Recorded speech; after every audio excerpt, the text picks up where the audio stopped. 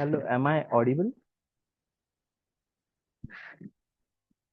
Yes, sir. Yes. Oh, oh. Hello, Lakshmi.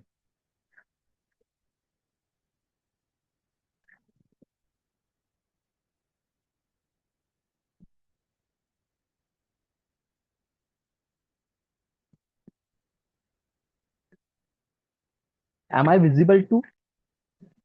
Yes. Okay.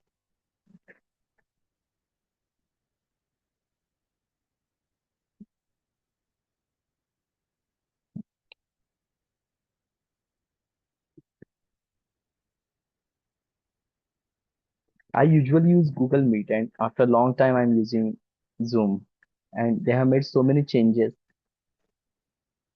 So this app is like I am feeling like it is totally alien. I am using something else. You are good. Let's wait for 4 minutes more, and then let's start because people are joining.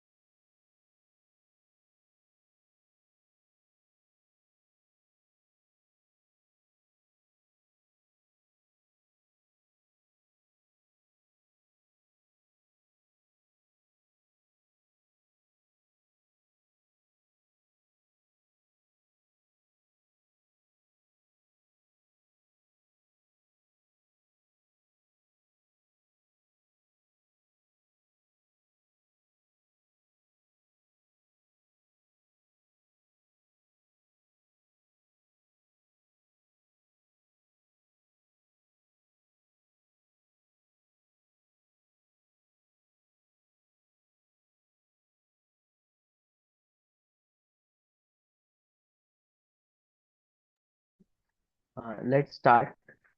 I hope I'm audible.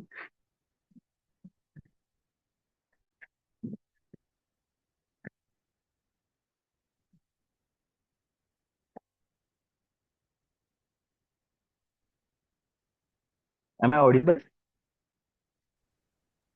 Yes. Okay, okay, okay.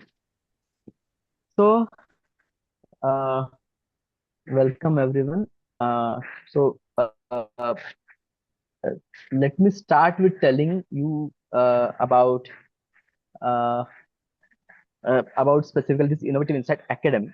So this is the academy where we focus on interdisciplinary and more on transdisciplinary subjects, where we talk about the subjects which where we cross the disciplinary boundaries, and also sometimes the subjects which are ignored, or the subjects where the recent research has happened but those things are have not entered into academia.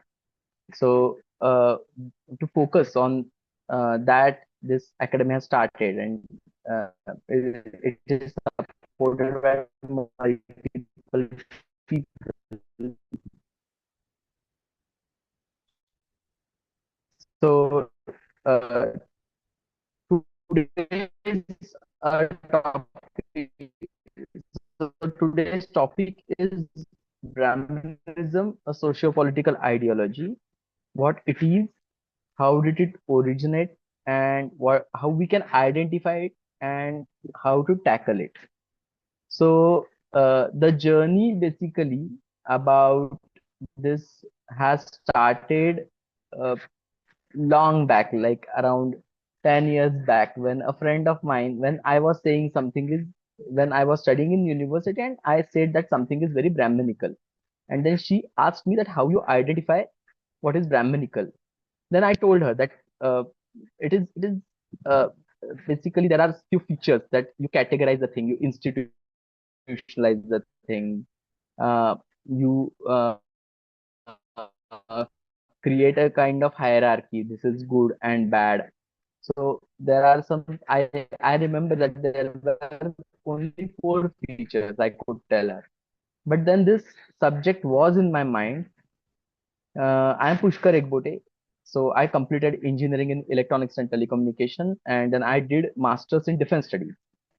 Uh, and again, I had extra credit in defense studies, and defense studies are in same passage in Pune University.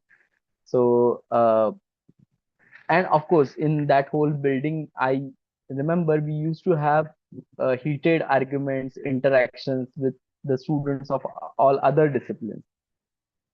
So so this process was there within me, that how to identify Brahminism and something is Brahminical.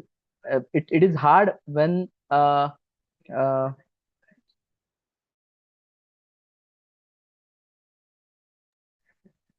sorry. So it is hard when you are uh, uh, trying to find a Brahminism where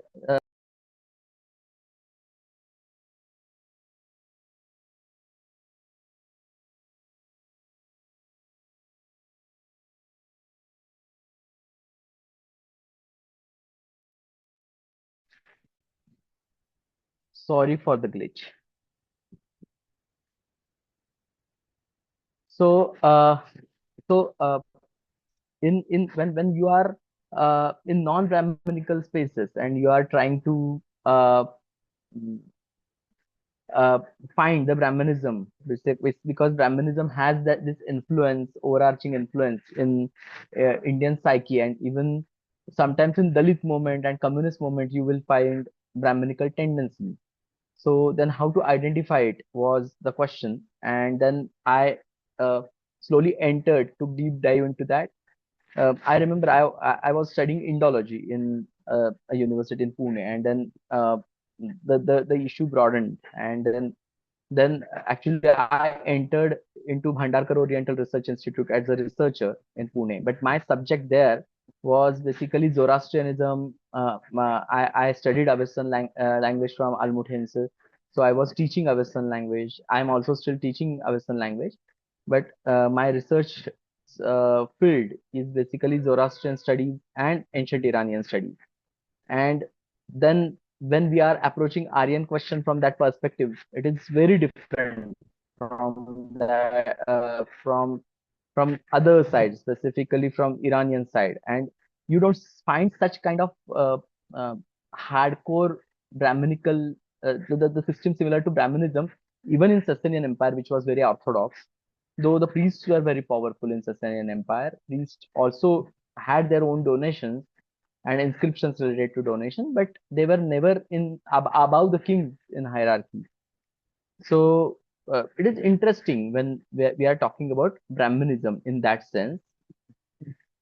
So that's why I studied a lot around the subject, and then I realized that the understanding, the traditional understanding about basically the Brahminism or caste system in India. Basically, Brahminism is seen from the limited point of view, from very Ambedkarite point of view, where it is only attached to the caste system. But now, if you see beyond that, then the Indian bureaucracy is also Brahminical. So when I'm saying Indian bureaucracy is Brahminical, then uh, I'm talking about a meta structure behind Brahminism, and I realized that even the thinker, specifically the Dalit thinker, were ignorant about this fact, or they might be aware about it, but they decided their priority that this caste question, specifically casteism, should be dealt with first. But ultimately, all these systems, uh, in a way, at meta structures, they work with a synchronization among themselves. So that way, this Brahminical structure, we need to expose it beyond the caste issue, uh, beyond even a specific historical context, what exactly it is, how it operates in day-to-day life, in academia, and in other parts of human life, or specifically in India. So let's start with origin, and I don't know why the map is not visible here. Mm. But it is not necessary, because I have put only that those maps are basically, they have some problems. So basically, Brahminism started as a religious tradition uh, in basically the region of Punjab. uh, Gandhar is basically, Gandhara is the region which is on Afghanistan-Pakistan border. And of course, it has nothing to do with Kandahar, which is very popular claim by many um, enthusiastic uh, students of uh, ancient India. So it is not uh, Kandahar. Basically, it is on Pakistan-Afghanistan border. That area was Gandhar, uh, specifically just towards India. When you move from Hindu Kush, it is Gandhar. So,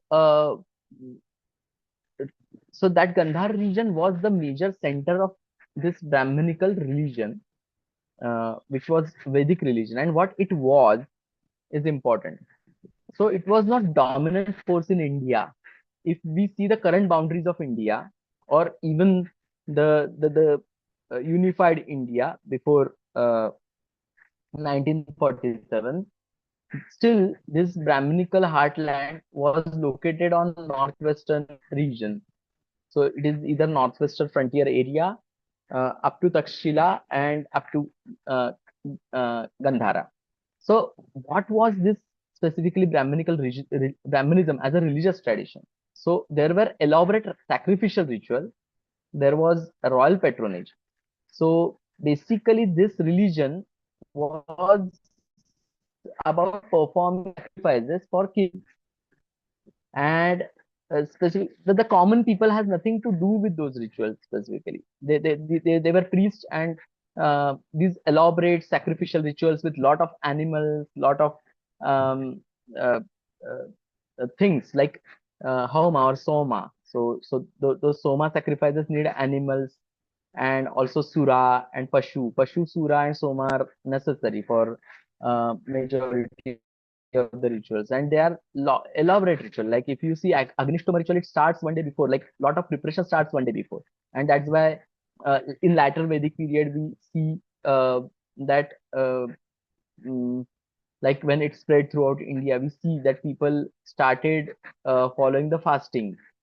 So the upostha or upavasatha was followed.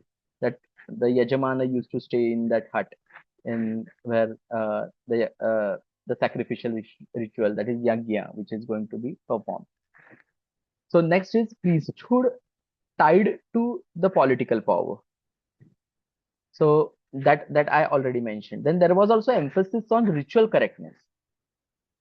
And what it was not is actually there was no law of karma, there was no rebirth. These concepts did not exist.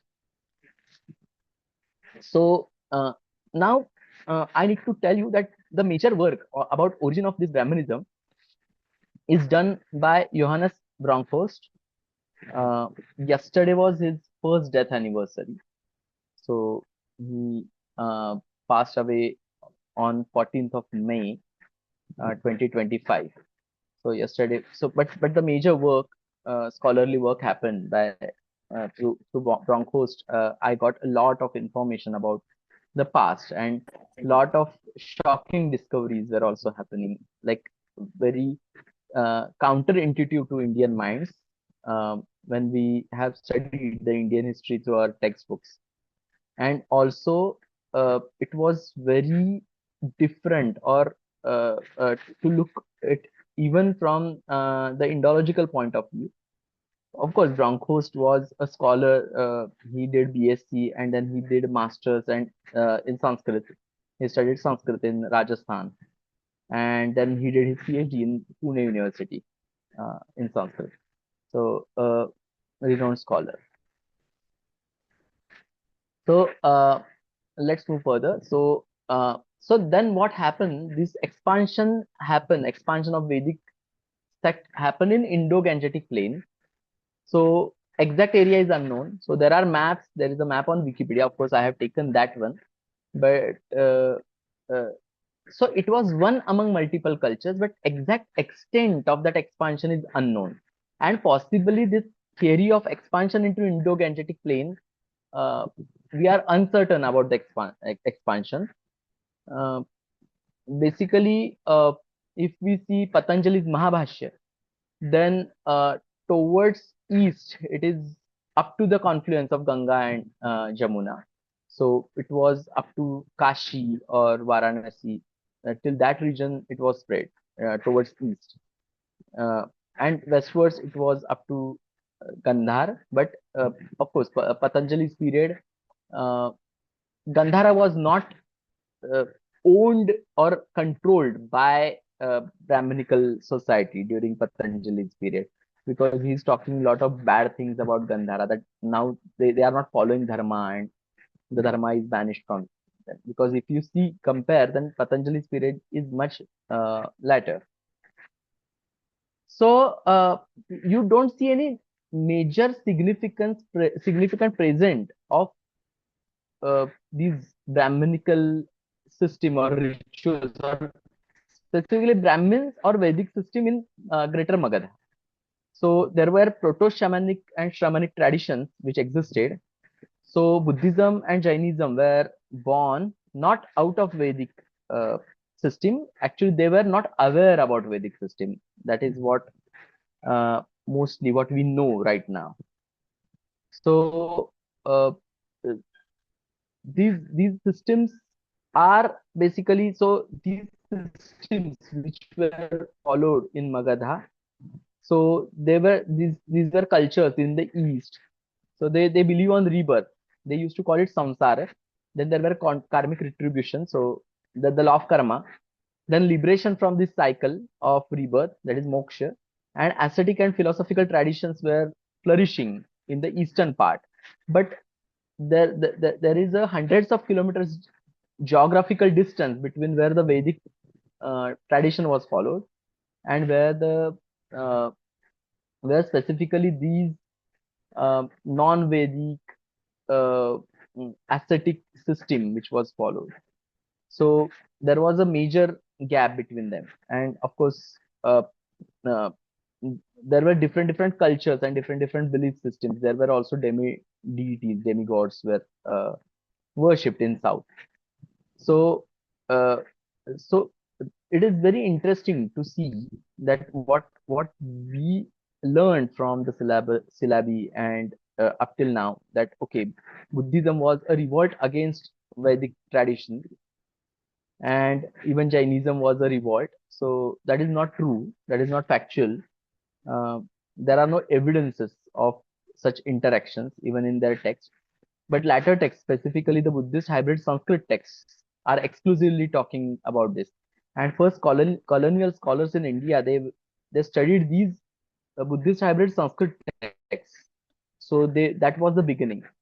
So deciphering Pali and reading Pali texts has not happened yet. So in those texts, it is exclusively mentioned, and that was the success of Vedic, specifically Brahminism, to uh, make even those traditions believe that they are originated from the Vedic uh, tradition.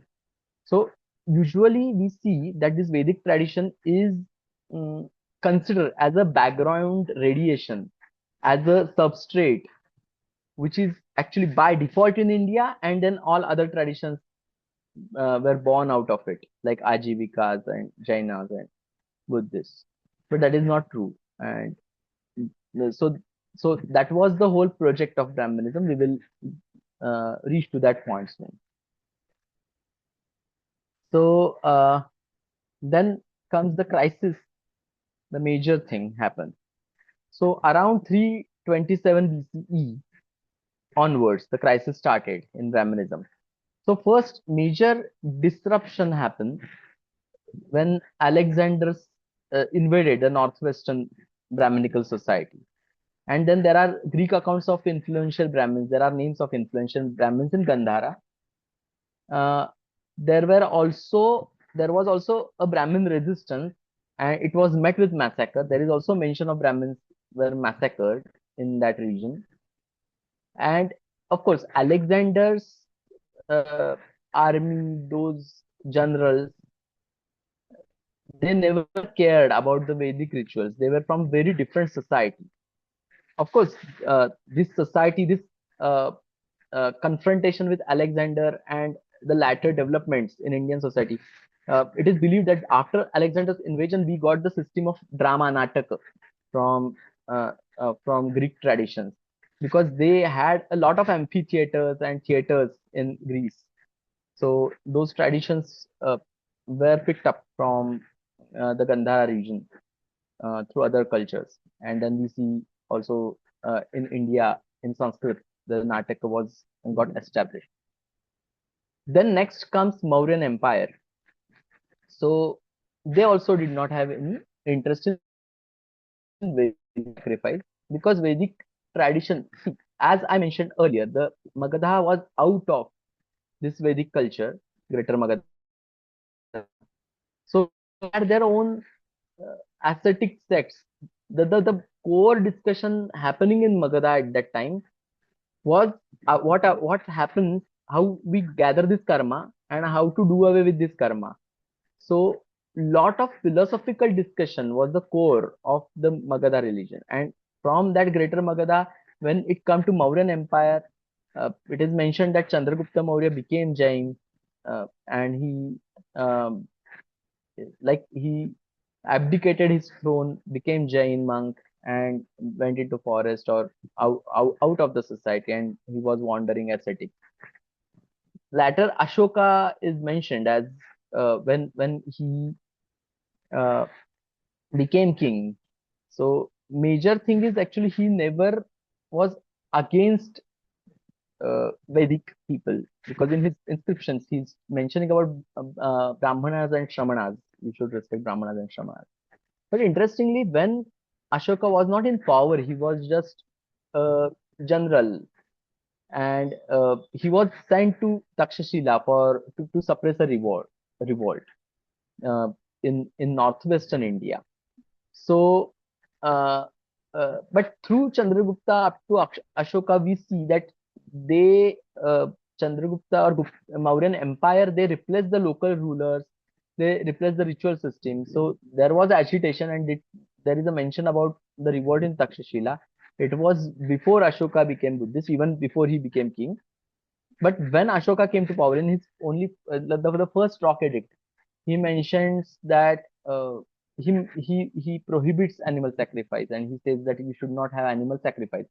It might sound very progressive that okay, non-violence and animal sacrifice should be banned for religious purpose, but see the gravity that the whole Vedic sacrifice system is around animal sacrifice, and it was around animal sacrifice. So he mentions that Pura Mahasami, even for eating, actually he has a problem. Ashoka has a problem about even eating non-vegetarian food, because he says Pura Mahasami Bahuni Prana Sahasrani Hatani Supathaye, like in kitchen we were killing the animals. And then he's mentioning that we are now there are two peacocks and one deer which we kill, but deer we don't eat regularly, but peacocks okay. But soon we are going to end that too. So that is what Ashoka is mentioning. So his prohibition of animal sacrifice, don't see that whether he actively enforced it. That is not the case. When he is writing inscriptions in Gandhara, in Shurparaka, that is Nalasopara near Mumbai, in south, near Mysuru, and in all these border areas, he's writing these inscriptions that there should not be animal sacrifice. The general public opinion is against animal sacrifice. So anyway, nobody is going to do animal sacrifice. And specifically, the people in power who want to be in good books of Ashoka will not have animal sacrifices and such costly rituals, because these Vedic rituals are costly. It is a costly affair. Like so many resources are mobilized for that. Then the next thing happened when Mauryan Empire weakened, specifically in this Brahmin heartland. The foreign invasion happened by Greeks and Shakas. Shakas are also called Kshatrapas. So this Greek uh, empire disintegrated, and these Shakas gained power. Just a minute.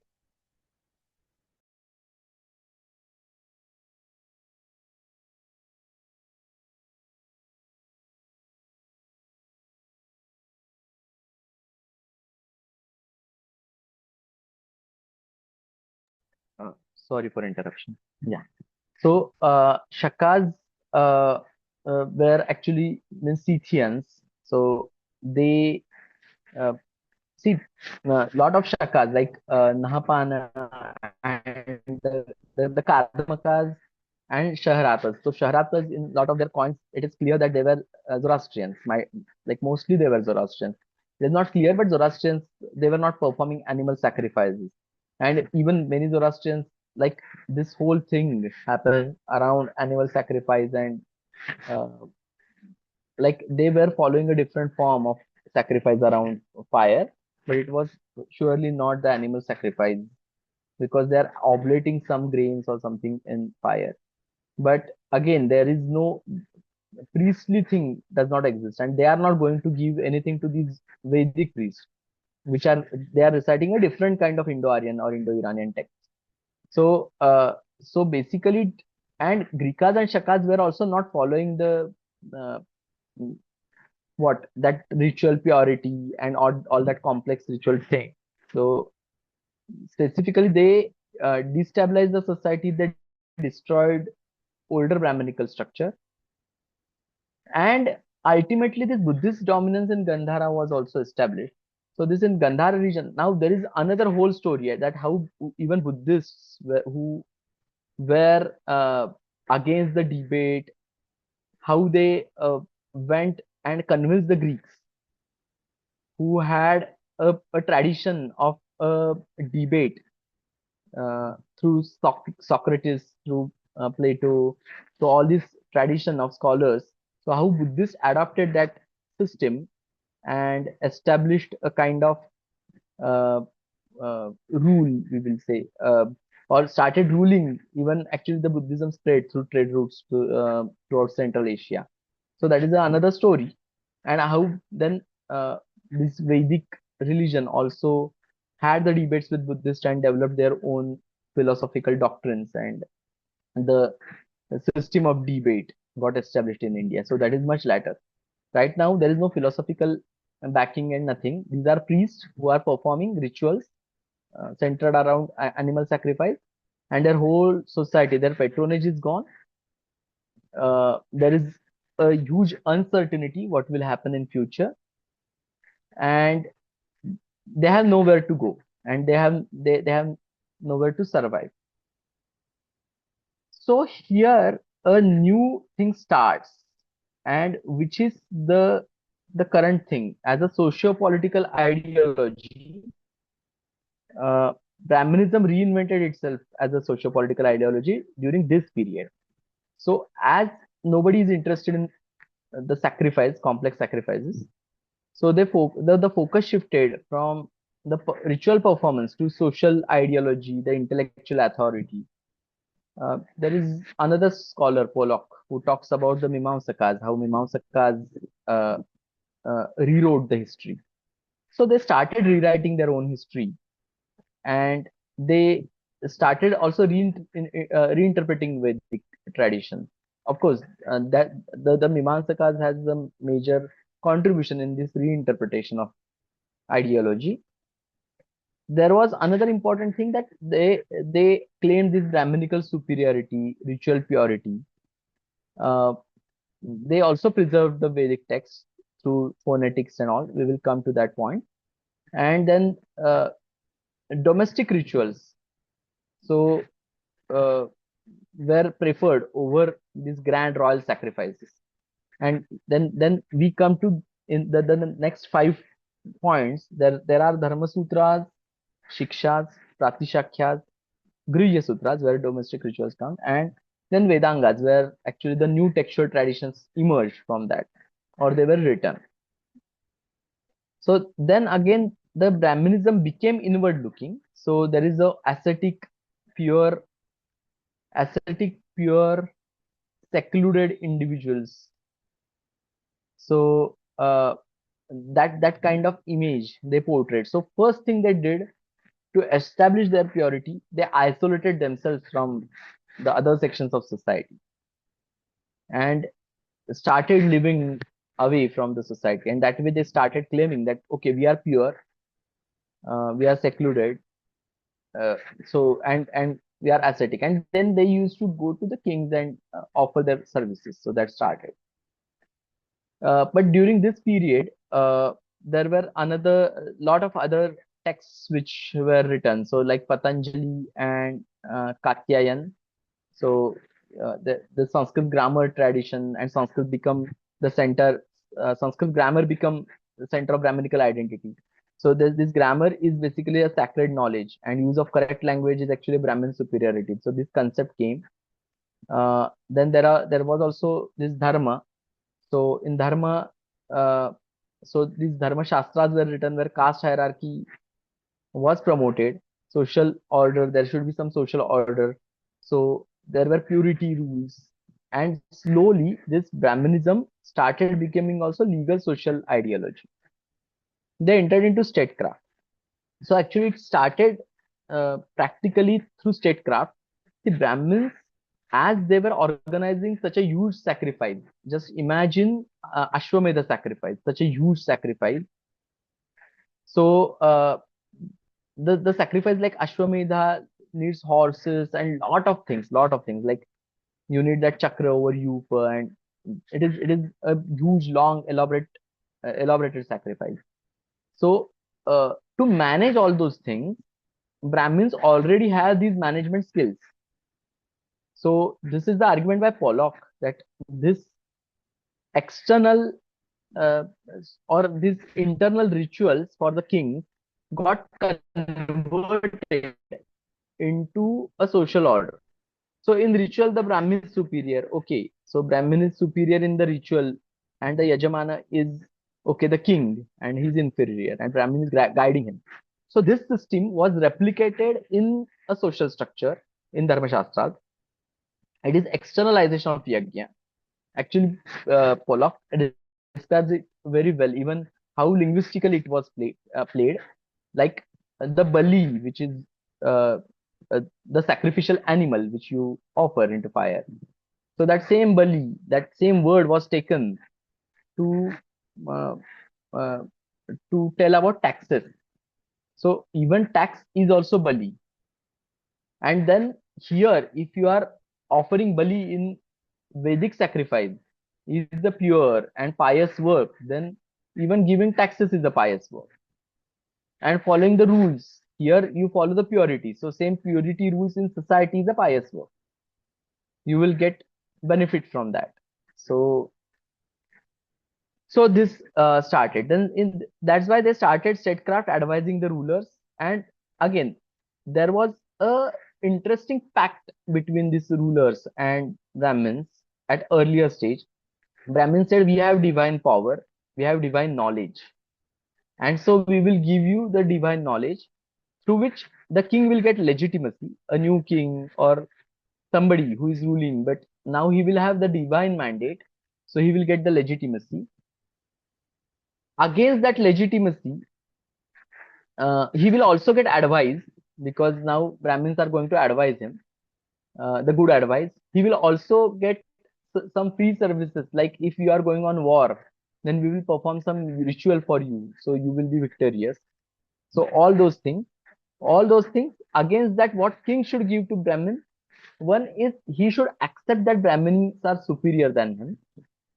It was not just monetary exchanges in the beginning. Just remember, the major game is here, that the king should accept that the Brahmins are superior to him. Then Brahmins will also assure him that Brahmin will never sit on throne. You just accept that intellectually, at purity wise, spiritually, Brahmins are superior. Against that, they will offer that, okay, we are not going to take your throne, but okay, we are going to advise you. That is a free package you are getting. And then uh, again, Brahmins also got agrahara lands, tax-free lands, where the tax will go to the Brahmin family. So they got this economic stability also. Another transaction happen is actually, uh, king will not only accept that he is inferior to Brahmin, but he will accept that whole Chaturvarnya system. Brahmin is at the head, the king is just below that, and then Vaishyas and Shudras, and then all other uh, things attached to that. But now see, for a king, it will give him divine power plus a ready-made map how to run a statecraft. So it is a ready-made thing which he will get, that okay, we will organize state like this, how the tax will be collected. All these systems are readily available to king. And if it is a new king, not too much experience, then he will i- immediately get some benefits from these Brahmins, because first thing is that okay, he got the divine authority, so now nobody will question him. And then how to manage the statecraft, he's not experienced, then he will just listen to the Brahmins. So this started happening. So so that's why this, through statecraft, they developed into a political theory, and also this Brahmin and kingship nexus was formed. Then this reinvented continued with the epic Mahabharata and Ramayana, where Brahmins are shown as forest sages, holders of spiritual power, control sacred mantras, spiritual superiority. They can curse you. They can also give you advice. They can actually, if they bless you, then you will have some fortunate things in, or have good fortune. All these stories. So this expansion of Mahabharata and Ramayana started. There was another thing, that there was a integration of dharma, kingship, social hierarchy, and cosmic order. So this whole thing, this whole package, it got integrated. Uh, Now the next is Puranas. So interestingly, what happened with Alexander's invasion and such a long period? In the beginning, uh, they realized after Alexander that okay, Mauryan Empire is also hostile, so they have nowhere to go. So how they will justify that? So they started writing these apocalyptic texts. So the first text is called Yuga Puran. So Yuga Puranas is basically, they this basically the Yuga system, cyclical cosmology, is they adapted from Magadha. Even Mount Meru cosmology, cosmography, they adopted from Magadha, and this rebirth karma they adopted from there. But these Yuga Puranas are talking about that this is Kali Yuga, and then they divided it in very simple mathematical terms. That okay, 4000 is Satya Yuga, where Brahmins are supreme. Then Treta is 3000, Dwapar is 2000, and then Kali is actually the smallest, 1000 years, and some 200 years twilight period in between them. Now this system was not like right now they are talking about 4 million people or 5 million people. So this system is not about mm, how many uh, uh, years. Basically they were talking just about human years, like in 1000 years this era will go away. Actually similar thing happened in Zoroastrian tradition also, that they adapted this system, but there is no repeated cycle because in Zoroastrianism there is no rebirth. So being because they did not had this confrontation, and or they haven't taken these concepts from these Eastern Indic societies, but they have a time and then there will be one cycle. And then there was also a lot of similar kind of material which was written, but they haven't accepted the rebirth concept. But similar thing that there will be a deterioration in the last period. In Indian context, what exactly happened in specifically the Brahminical context, that these Yuga Puranas were uh, they are telling about 1000 year human year period, but soon they realized that it is not going to end in 1000 years. So instead of changing the text, because that would be accepting your own mistake, so that is not possible. So what they did, they instead of change the scale of the year, they said that this is not the year of humans, it is basically the year of gods, and that is the 360 years of humans. So if you multiply it, some 1200 multiplied by 360, it will come to the that whatever years then right now count about Kali Yuga. So this rescaling also happened when they realized that this is not going, like the Shakas have also come now, and Greeks have now invaded, and it is not going to, they are not going to go soon. So in 1000 years, which is very countable now, they knew that for last 500 years the situation has not changed. So then domestic rituals, I told you, Grihya Sutras, there are household rituals. So they all, and there are also samskaras. So rites of passage were added. Household rituals is like you uh, constructed new house, then you will have some ritual. You need to start your agricultural activities for this season, then this ritual. So these small rituals were formed, a new ritual. Uh, Next is basically now this new Brahminism has become flexible, adaptive, socially expansive, intellectually authoritative. It is not dependent on any one deity. Uh, it was like that, okay, you want to erect a temple, okay, even Vedic tradition did not have any temples. We don't find any evidences in Gandhara or even in Iran, except the fire temple came later, of course, post, uh, it was much later, but post Parthian period we should say. But here it became dependent on, not dependent on one deity, any deity. Okay, we will, you are worshipping idols, okay, we will provide you with the ritual even to install the idol. So that way they became flexible, adaptive, and okay, so they also became compatible with atheism. So in a way atheist school was uh, became part of that whole structure. Now, ideal, who is ideal Brahmin? Who is disciplined, learned, pure, detached, and morally superior? Uh, then, then there was domestic rituals. Uh, there were household rituals and rites of passage that I mentioned above. I have mentioned again. So now the modern Brahminism in current era. Now we have come to the what Brahminism we are seeing in current context, in current Indian context, the contemporary.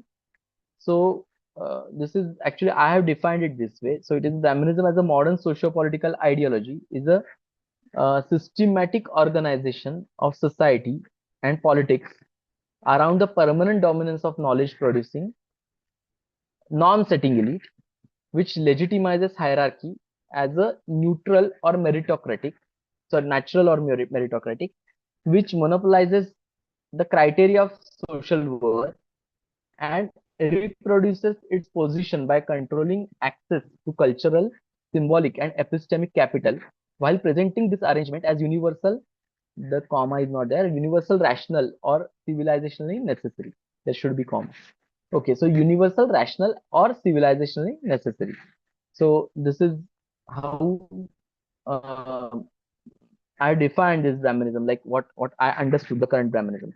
Because current Brahminism is not limited to Brahmins. It is not limited to Brahmin community. Like the Brahmins by the birth. So we see that the concept or internalization of Brahminism in lot of other communities. Of course, they are not taking the ritual hierarchy or okay, we are going to perform our own rituals. That is not happening yet. But ultimately, uh, uh, as a socio-political ideology, they have adapted these structures and they are reproducing them.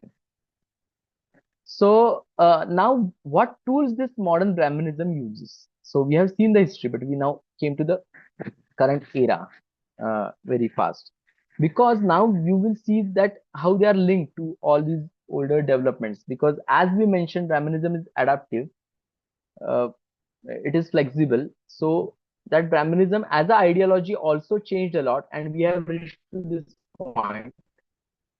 So the first tool it used is basically knowledge and intellectual authority. So it is the monopoly over knowledge. Who can speak, teach, or interpret is uh, is decided by this Brahminism. Then value they value theoretical knowledge over lived experiences. Usually, you will see the people around that who say that okay, it should be theoretically accurate, and lived experiences okay, they are not that important. Then it also then delegitimizes subaltern voices, unrefined, emotional, non-rigorous. There is also access control and gatekeeping through language. Uh, then there is also hierarchy and social order. So how they maintain it. So it is not just hierarchy about uh, uh, like among people. It might be hierarchy also about the objects, about even, for example, the hierarchy about music, that the classical music is the greatest music, semi-classical is below that, not that good. Then below that is okay, Sugam Sangeet is fine, okay. Then Bhagavad, okay, it is below that, and then that kind of hierarchy is formed in.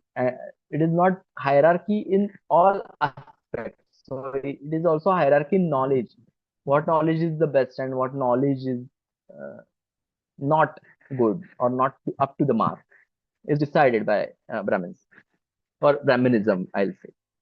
So basically, this monopoly of over knowledge, uh, uh, uh, it is about access control and gatekeeping through language also happens, but it is also gatekeeping through the rules, regulations. So it is language means not just how you speak, but if there is, for example, a law. So law is a legal words, legal jargon. So uh, those words are very difficult to comprehend for many people. And then those who know that language, access to that language, will have that monopoly or authority over those who don't know. So that kind of a hierarchical structure.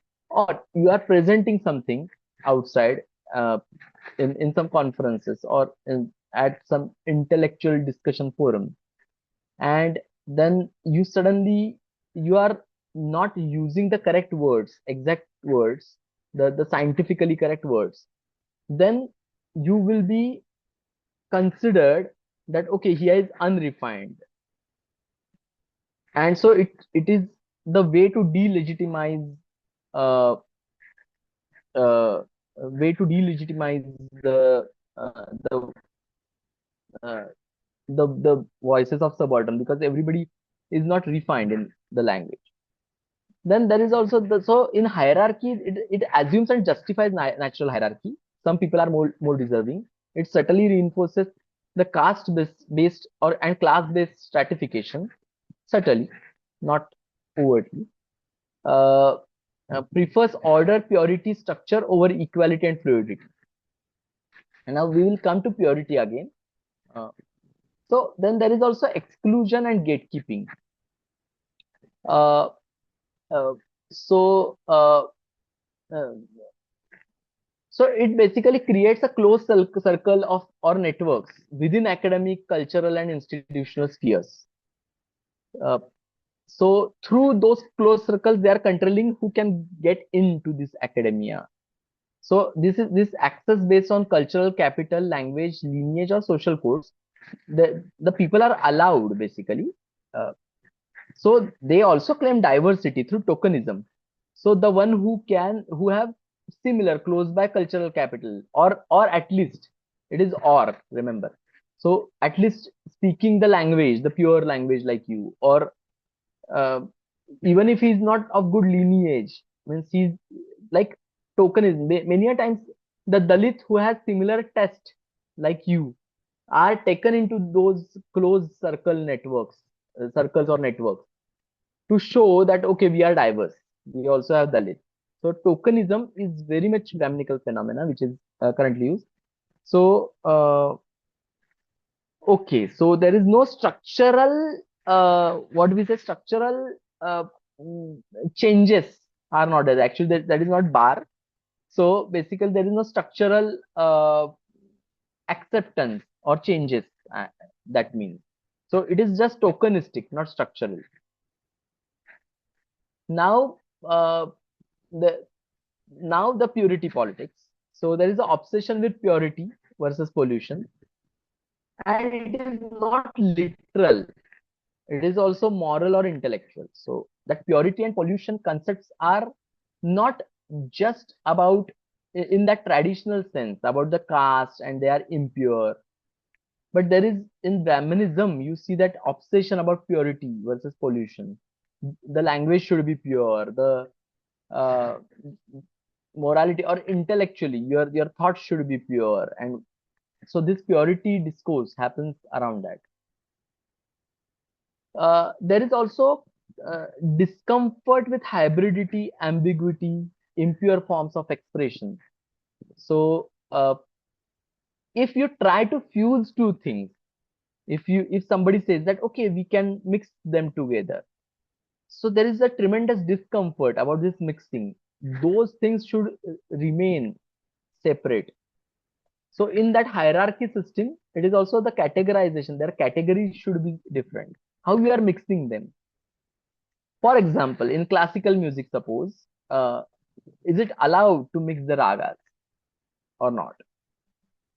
And if you have some kind of mixing, that kind of thing, then it will be so there will be a tremendous discomfort if the institution of music is Brahminical, or if you use like sometimes it is happening also as a flow that you try to purify the thing, like the purification of language. You need to remove uh, Farsi from Marathi, or Farsi from Hindi, or you need to remove uh, the established. I'm saying the established which are in use, the Farsi words which are in use. I'm not talking about the new words, but which people are using for hundreds of years. Or you need to purify the Tamil language, or don't use grantha character in Tamil script. All these purity related things are basically arose from purity politics. And see, it is not necessary. That's why I'm saying that the Brahmin person should be there. It is not about Brahmin as a person. It is Brahminism is a socio-political ideology. Just like uh, uh, we have examples of very rich South Bombay people being communist and devoted communist. Similarly, so to be communist, you should not be always from working class and from very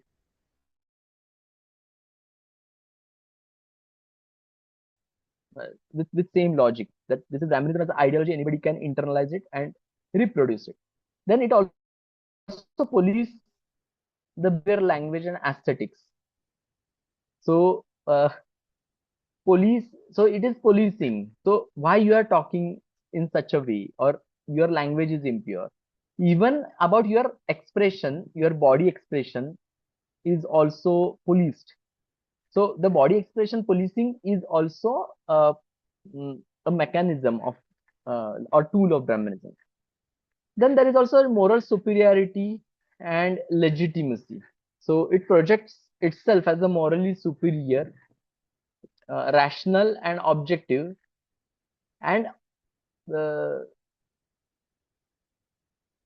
actually it should not be frames, it should be forms. Forms of dissent, all forms of dissent are actually basically uh, sorry, it is frames.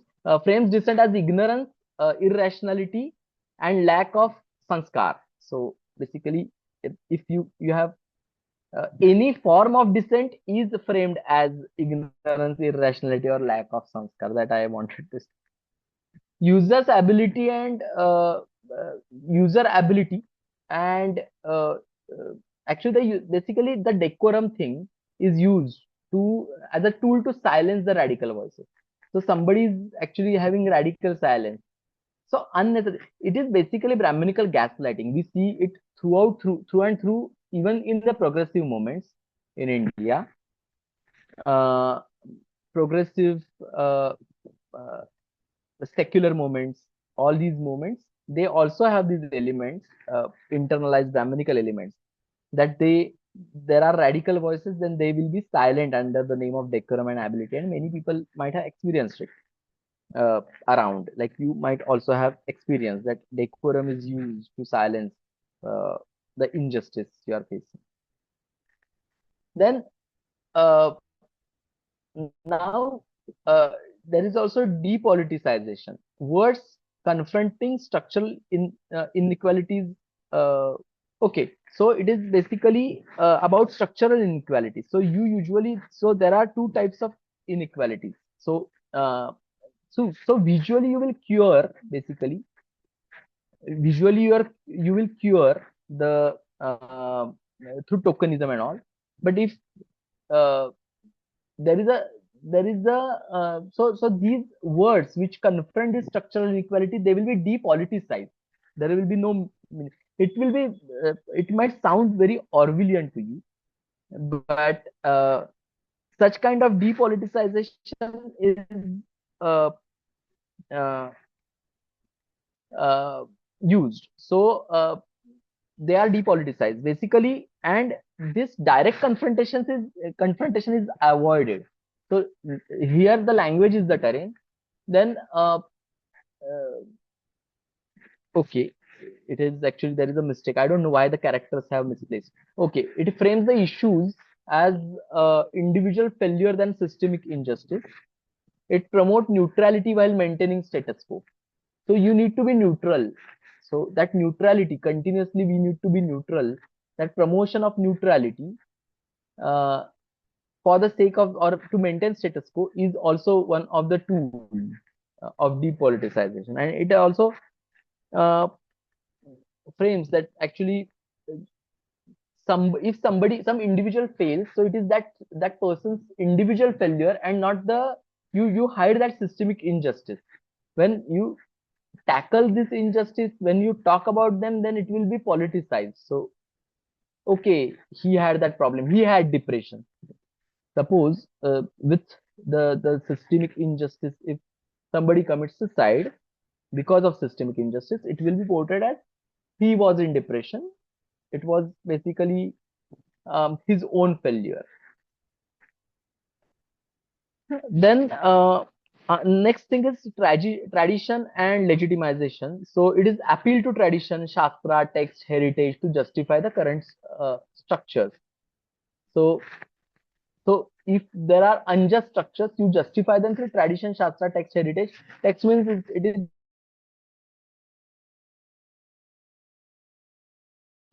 so that text can be used to legitimize. Then it reinterpret uh, tradition selectively to maintain authority. then it treats historical continuity as inherently legitimate. Now, what is the final goal of Brahmanism? Here we need to say it is not just to exert the power. Basically, Brahmanism, when it comes to power, it deploys this mechanism to be in power. So Brahmanism want to maintain status quo once it is in power, because here we are talking about its tools, the modern tools. It is not tools to gain the power, but it is to be in power. Um, then there is also internalization and subtlety. So it operates subtly, not overtly. You will not see that Brahmins fighting and shooting and all. You see that it is a lot of gaslighting and mind games which are used. Then it can be internalized even by non-dominant groups. That is important, that we are talking that even OBCs, even Dalits can also internalize Brahmanism. Uh, and it appears basically this internalization and all, so that it try to appear normal, cultural, meritocratic. So that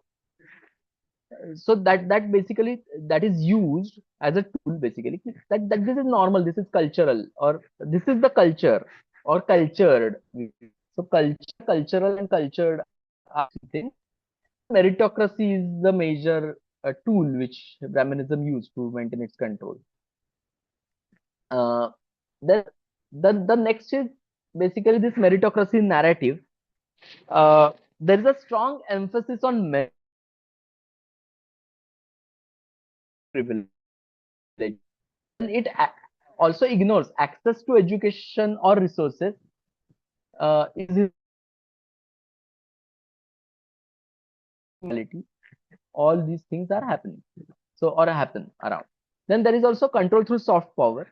So it relies less on basically force. So more on cultural, symbolic, intellectual dominance. It shapes what is considered valid, what is considered knowledge, good behavior, refined test. Now let's go back to the merit thing. It used merit discourse to justify inequality. Now merit itself, who has decided the scale of merit? So it is basically decided by, again, Brahminism, the dominant uh, class. So Bourdieu, the French thinker Bourdieu, talks about uh, cultural capital and symbolic capital, where he is mentioning about how the habitus uh, is in education system. What happens? The students with cultural capital, they will come and then they will start studying Shakespeare. They have already read Shakespeare, because at their homes there are thousands of books, and they have the library, well-learned parents.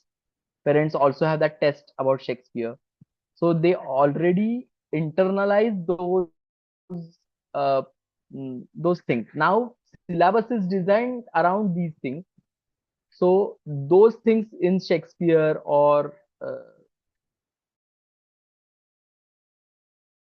they are not part of day-to-day life of people. But now this guy has cultural capital. uh, he will do best in those subjects, and then he will be shown as an example of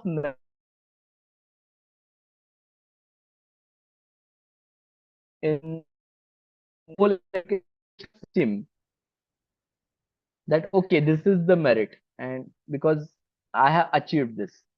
So this way, this is basically by Bourdieu. He also conducted one experiment about the public museums, and every museum, what happened, he just the class of people, and he found that the minuscule amount, almost none, from working class. So then he realized that, like, he expanded also. So are made by, like, not from directly working class, but somewhat above the middle class and the upper range. Because to and suppose some painting or some artifact, you need to have that cultural capital, that code, uh, which, which is into social upbringing and your life and thing. So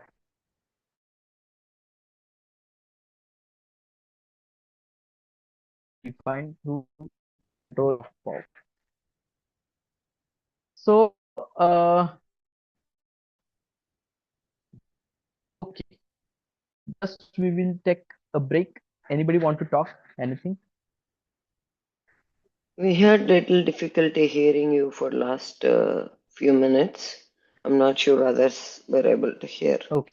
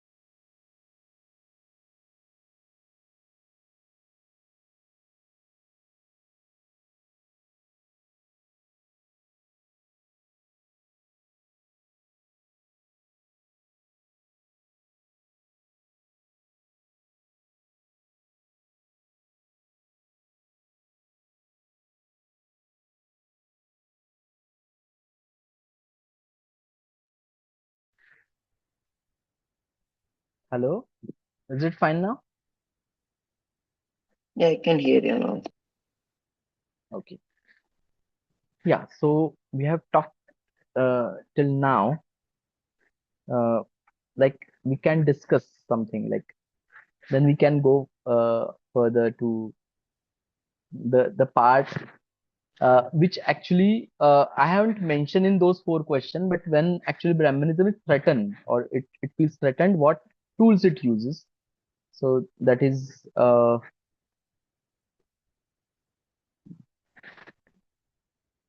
next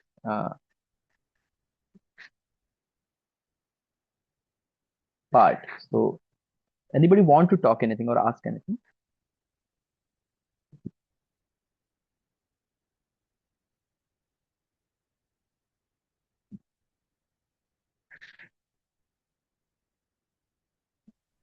Yes, hi Pushkar. Hello. Yeah, am I audible? Yes, yes. Yes. If you could mention in brief, in Hmm. short, what Hmm. the evils of Brahminism are in the society currently? What are the bad impacts or bad results or bad effects of Brahminism in the Hmm. current scenario? Interesting question. Uh, because actually we have a lot of examples around, and there are individual examples also and in public examples also.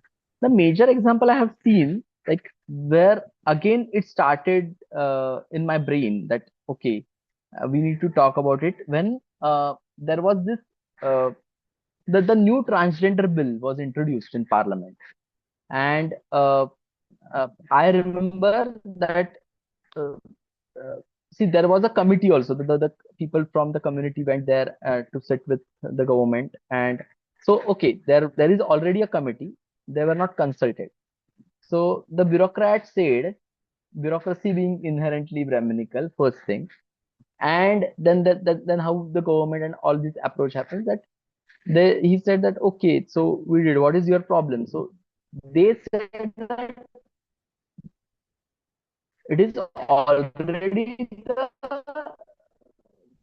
the committee which is formed by government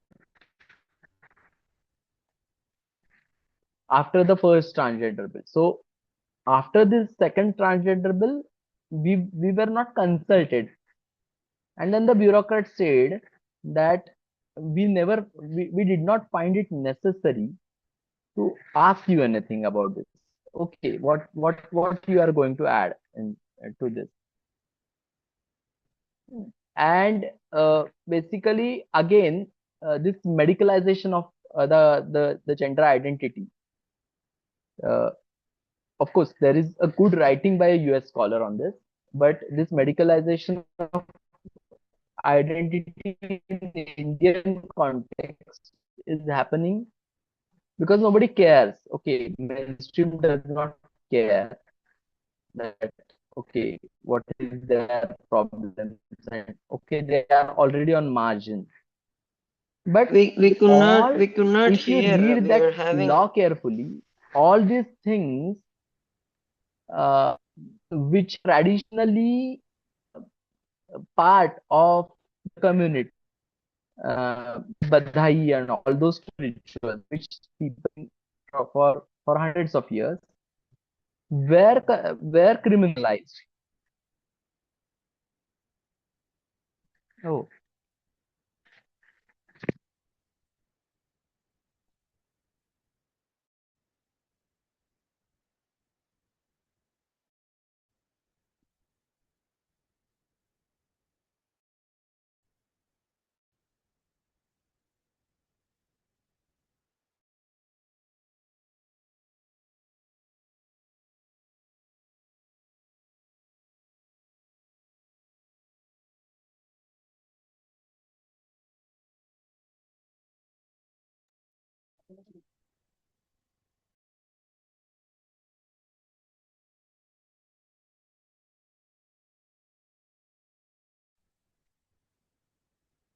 hello. Are you able to hear me now? We could not hear you about that first bill you were talking about. What did they do on the first bill? First time when the bill Okay, started? okay, okay. We couldn't hear. Yeah. Yeah, yeah, yeah. Okay, okay, okay. So delay which starts that there is some 2 minutes delay also in my talking and you listening, and then this disturbance starts in between. I don't know where.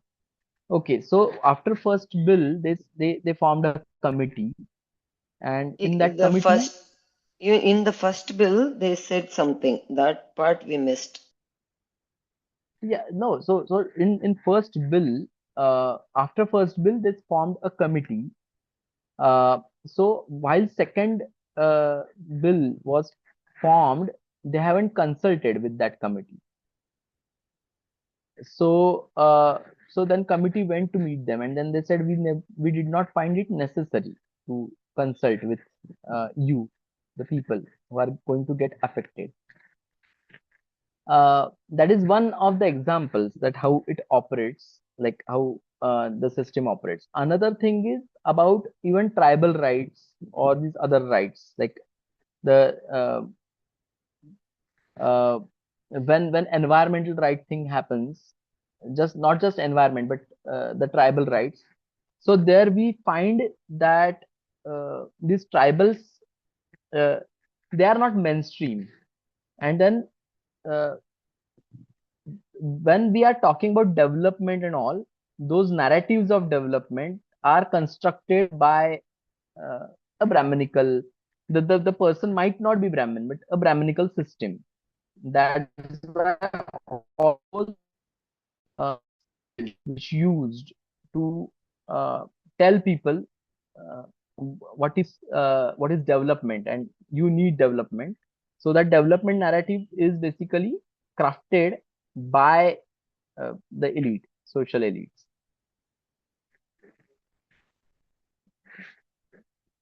So that is one thing. And uh,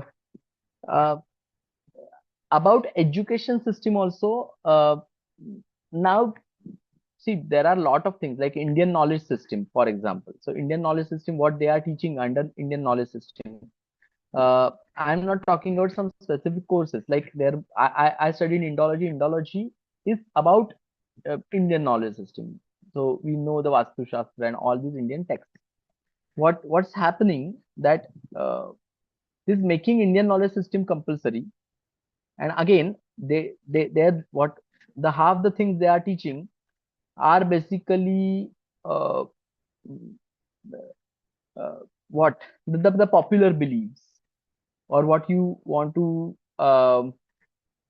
make other believe. So it is again about rewriting the knowledge system. So it is such kind of thing. So it is basically the next stage of uh,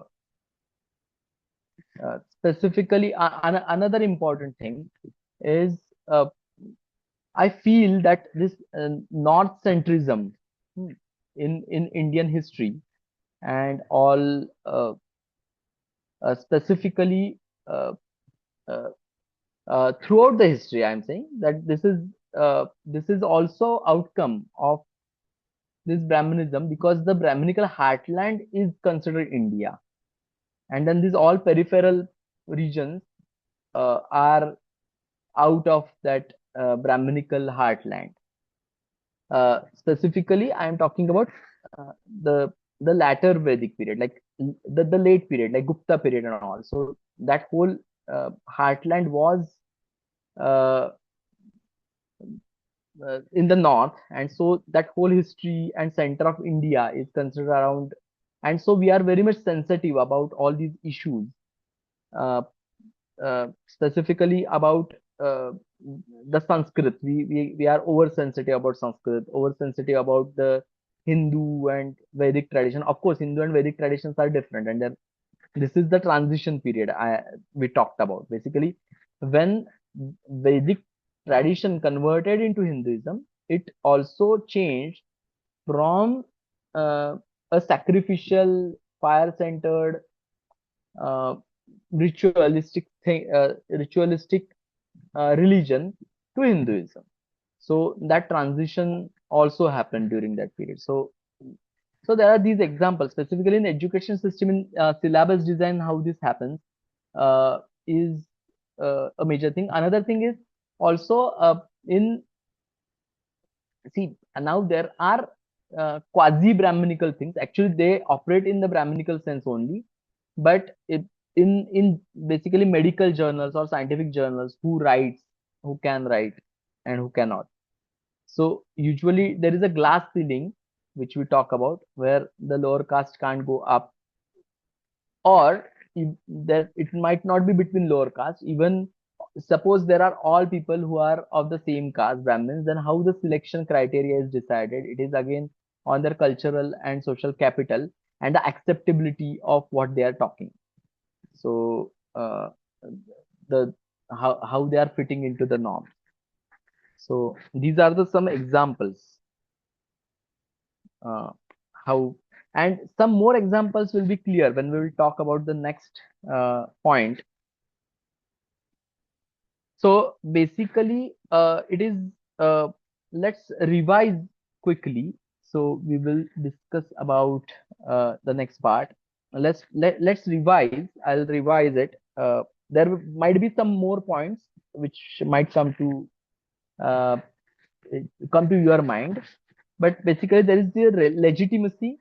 Brahminism is derived from a textual or scripture, text or scripture.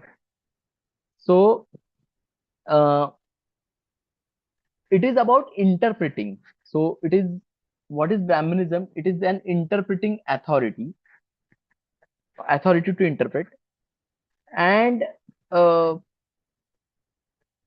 uh, it usually what happens. So interpreting external truth at the face, but actually it is also constructing a political position, which is a hidden agenda sometimes. That is the one. So that is about legitimacy. Another is gatekeeping of knowledge as a means of political control. Also, that also happens. So it is monopolization of production of knowledge and interpretation, and also discussion of.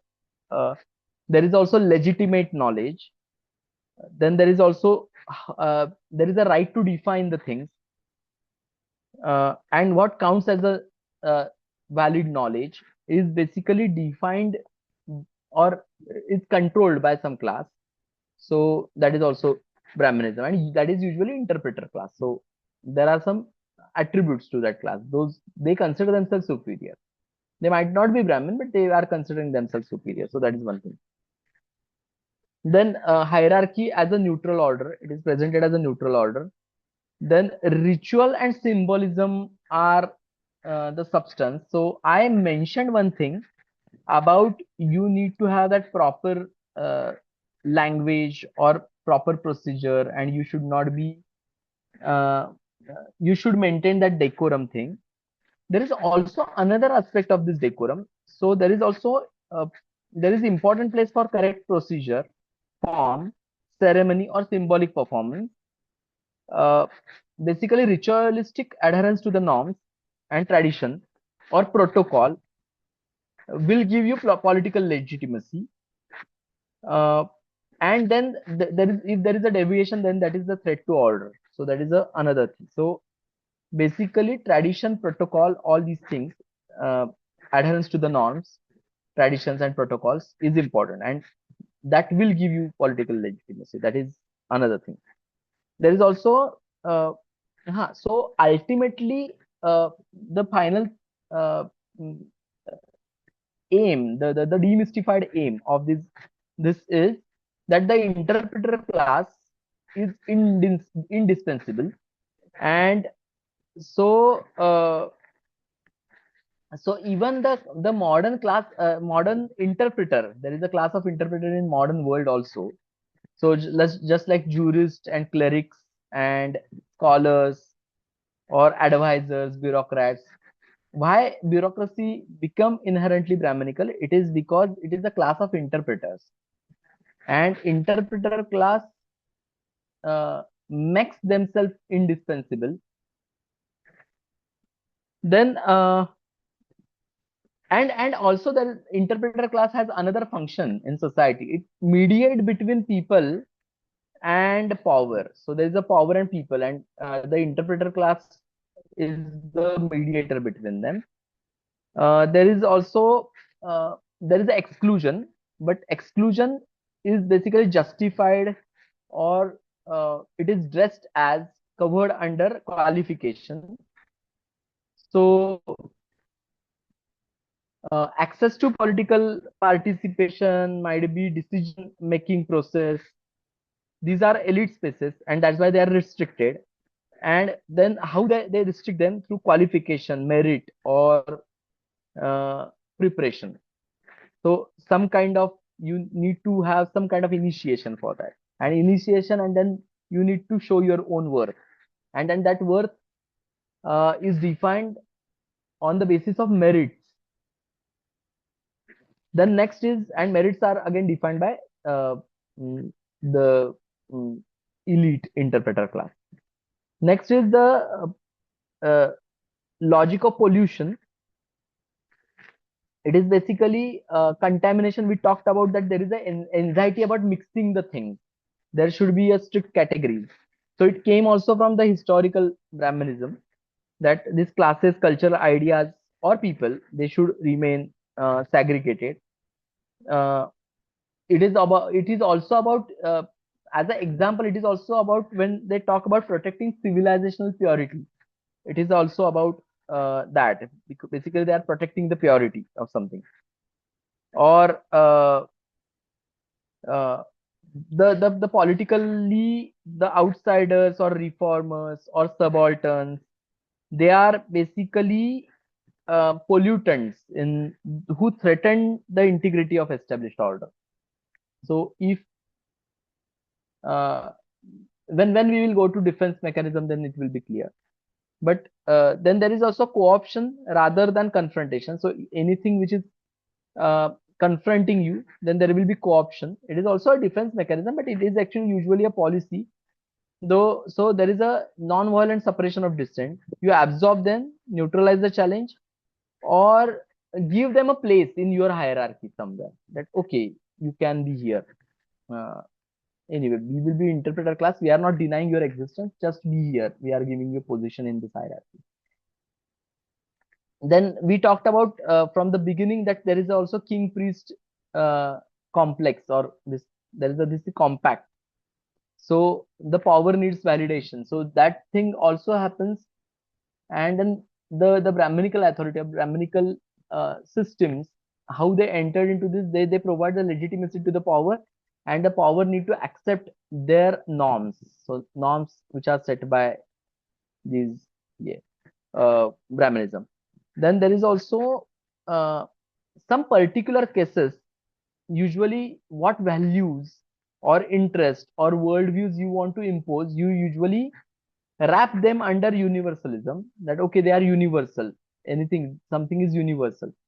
So that might be a particular case, but or something is necessary in particular case, but you if it is of your benefit, it serves your interest or worldview, or you and that thing has same values, then you will actually wrap it in universal. And uh, so basically dominant group is presented as universal, or civilizational, or they uh, they are the carrier of national values. That's why I talked about uh, north centrism in Indian history, that basically the dominant group, their their national values are actually, their values are considered the national values. And so the Brahminical position, usually they talk about that whatever we are talking, we are not talking about politics. Politics is the petty thing, it is the dirt, and we are talking is above politics. So and we are talking in the neutral voice of culture, or uh, we are talking in the voice of tradition, or we are the voice of reason. So all these are things. uh, Many times karma, this logic of karma is also adapted, and it is used in a political sense. It is politicized when marginalized groups demand something. So why they are marginalized? It is because of their karma, and then that karma is invented. uh, Basically about uh, uh, in specifically in the case of anti-Muslim sentiments, this happens that their culture choices, work ethics are basically the stigmatized, or the used. They deserve this because it is their karma. They are behaving these things. And elite privileges are presented as they are earned and they deserve it, or result of their superior culture. So till this point, actually, we just quickly revised the.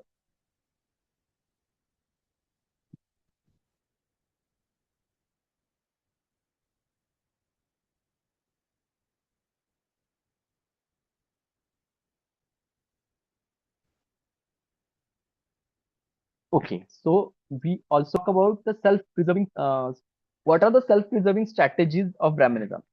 So there are 5 type of strategies. So one is defensive co-option, delegitimization, structural reproduction, and hard response. So these are 5. So in defense mechanism, there are basically 4. One is reinterpretation. So if you try to argue against Brahminism, so first thing you will see that usually the first thing you will see is basically that is not what it really means. So, or you have some misunderstanding about that thing. So again, it is taking the interpreter, the job of interpreter in your own hand. So I am telling you that okay, this is not what you think. You have some misunderstanding. So and then they tell about the original meaning of the thing. So the true and original meaning is actually something else. So it might be then they will fit it into something progressive, humanist, or universal thing. Another is basically the spiritualization. It is interesting process, but here spiritualization does not mean something spiritual means religious or something related to supernatural. It is not about that. Spiritualization is about spirit. It is actually about internalizing something. So where, like, just like caste is a spiritual category and hierarchy is because of inner discipline, we are maintaining hierarchy. Uh, uh, you are they actually, it is a kind of argument that you are talking about the outer form or outer truth, but look within you. So they try to tell you that look within you how you are, and whether you deserve. Then they that create a self doubt and all, and take you away from the materialism. So that is the tactic. That is the second defense mechanism within defensive. We are talking about defensive only. So 4 are defensive, like 4 principles. Then there is also historicization of uh, uh, is used as a distancing strategy. So there is a problem. You acknowledge that problem. Okay, there is a problem, but you assign it to the distant past. That okay, this was then, and it is not happening right now. And that was happening in the past, but that was not the real tradition. The real tradition is something else, and then you again start reinterpreting. But putting it in the history that okay, caste discrimination was happening in past, and it is not happening now. Now it is very liberal. We are living in a liberal modern society. So such kind of arguments is basically the historicization tool which is used as distancing tool, so that issue from the present will go away in past. Then there is next is the procedural legitimacy uh, as a shield. We have also talked about that procedure. They follow. They like procedure. The Brahminism likes procedure. Procedure correctness. So here focus shifts from so uh, your focus is shifted towards procedure, that whether the correct procedure was followed or not. It also happens with bureaucracy. They will not ask that whether it is possible or not, and whether you are deserving or not is not the thing. You might need it, need some government scheme on urgent basis, and it is life and death issue for you, and then the bureaucracy will put you into that procedural correctness loop. So the whether the procedure, whether the procedure was followed correctly is one thing, whether the proper authorities have decided the thing, and whether the constitutional norms are respected. So even if the outcome is unjust, the procedural correctness or correctness is basically valued more. It values more, even if the outcome is unjust. So this happens, and this is very typical feature which we observed in around Brahminism, Brahminical institutions. Now, if Brahminism is, this is very defensive strategy. Now, co-option is the next strategy which Brahminism deploys. It is usually in sequences. So co-option is basically inclusion without power is tokenism. We talked about tokenism. Lot of uh, uh, uh, groups which are centered around Brahmins are just a minute, just a minute.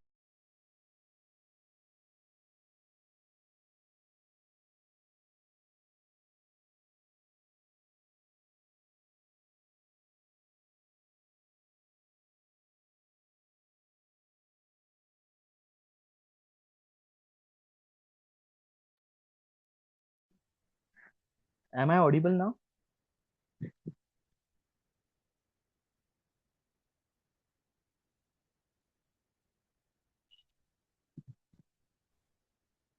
Yes, audible.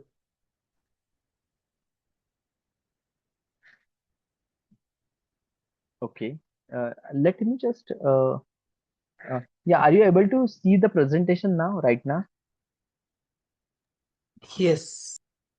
Okay. I think we need to preserve the bandwidth because my face plus presentation from my um, tab and all these signals are actually saturating the bandwidth. So the first co-option we were talking about was the inclusion without power, that is called tokenism.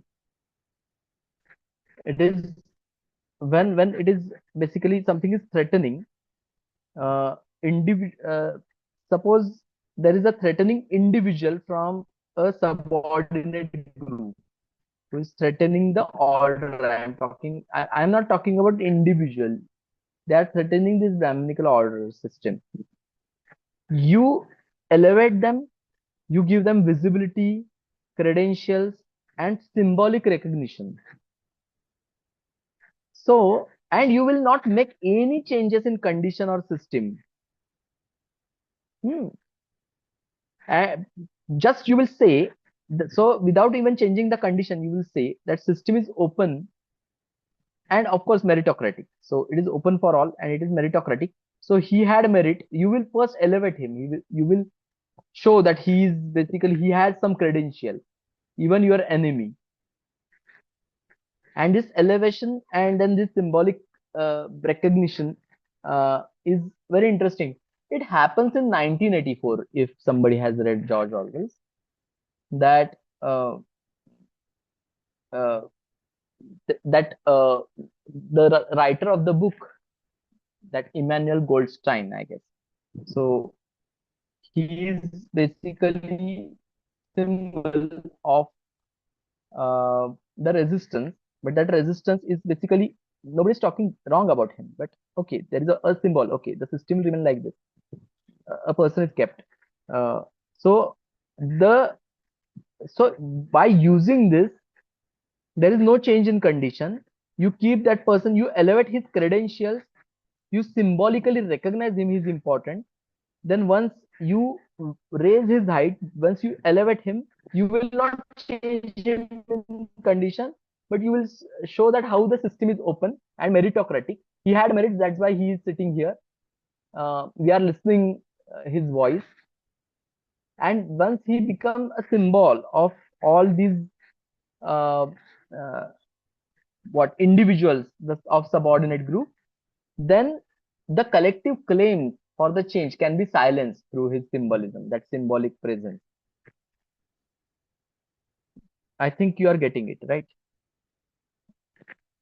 Vocabulary capture is another thing, that all these vocabulary which is used, equality, justice, empowerment, inclusion, they are redefined. Uh, they are made compatible with hierarchy. This is again Orwellian, a bit Orwellian, where the newspeak is used.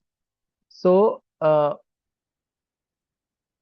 the language or the words, just like equality, the word like equality, justice, are actually neutralized in its substance. So the words will remain hollow. So that is the another co-option strategy when attack happens. Then another is institutionalization of dissent.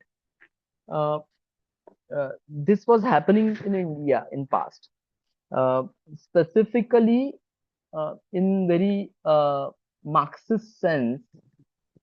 Uh, there is a term for it. It is called democratic reactionary, and Congress party had democratic reactionary character. So when there is some protest happening, so uh, at that time, the Congress party during Indira Gandhi, or even after that during Manmohan Singh period also, what they used to do basically, they used to co-opt this movement within them, within their fold, because Congress, being multi-ideological party, did not have any specific ideology.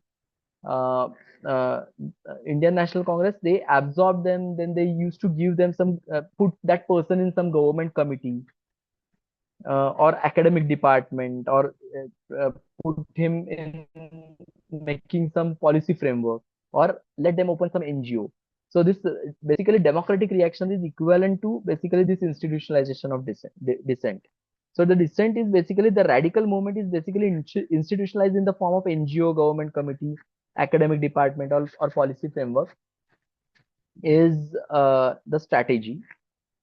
And then this basically energy is channeled into bureaucratic processes, and then suddenly this movement or this upsurge suddenly become dependent on elite funding and recognition,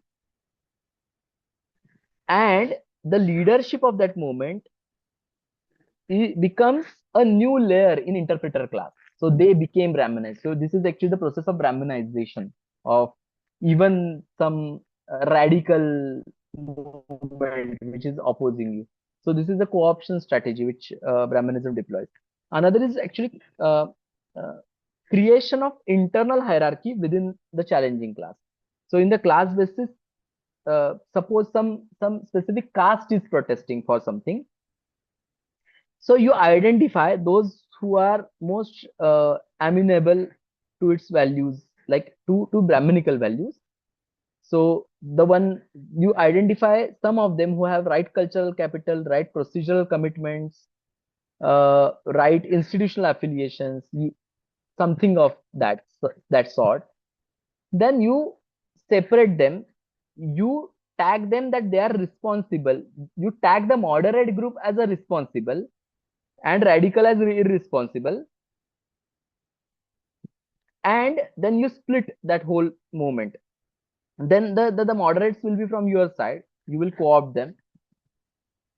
And so this is another process which is there. So in co-opting, we have seen 4 types of co-options. Then there is also delegitimization strategy. Delegitimization is basically where credentialism is used as a rule to disqualify somebody. So credentials is basically, there might be formal credential, institutional affiliation, mastery of correct technical language.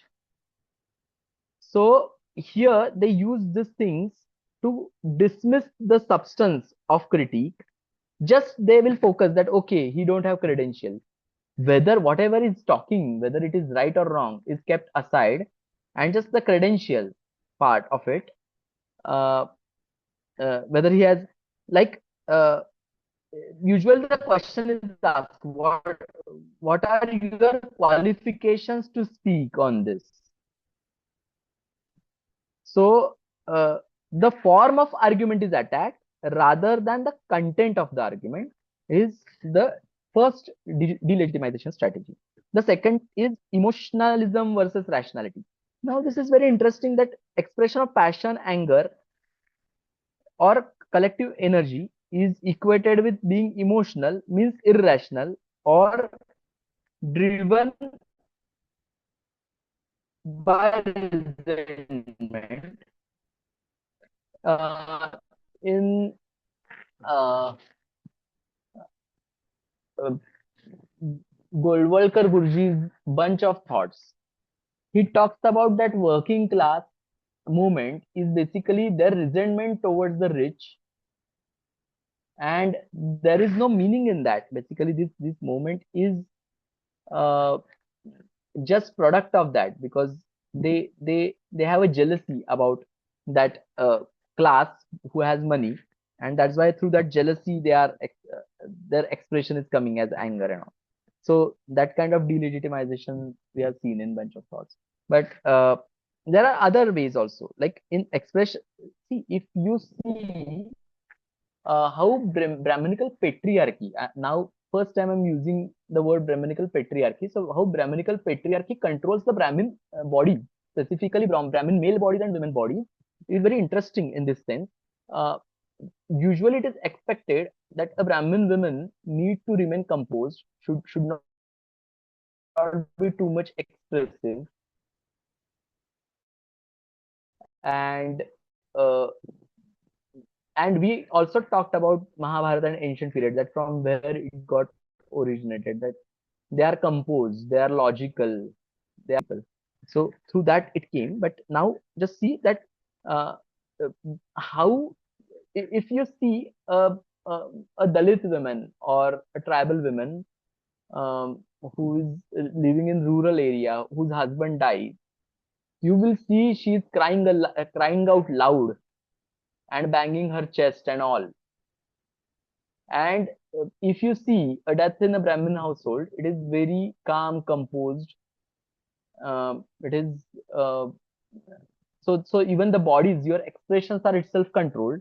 So as the Brahmins have this controlled expressions for ages, uh, they can directly say, it is not very difficult for them because it is part of socialization.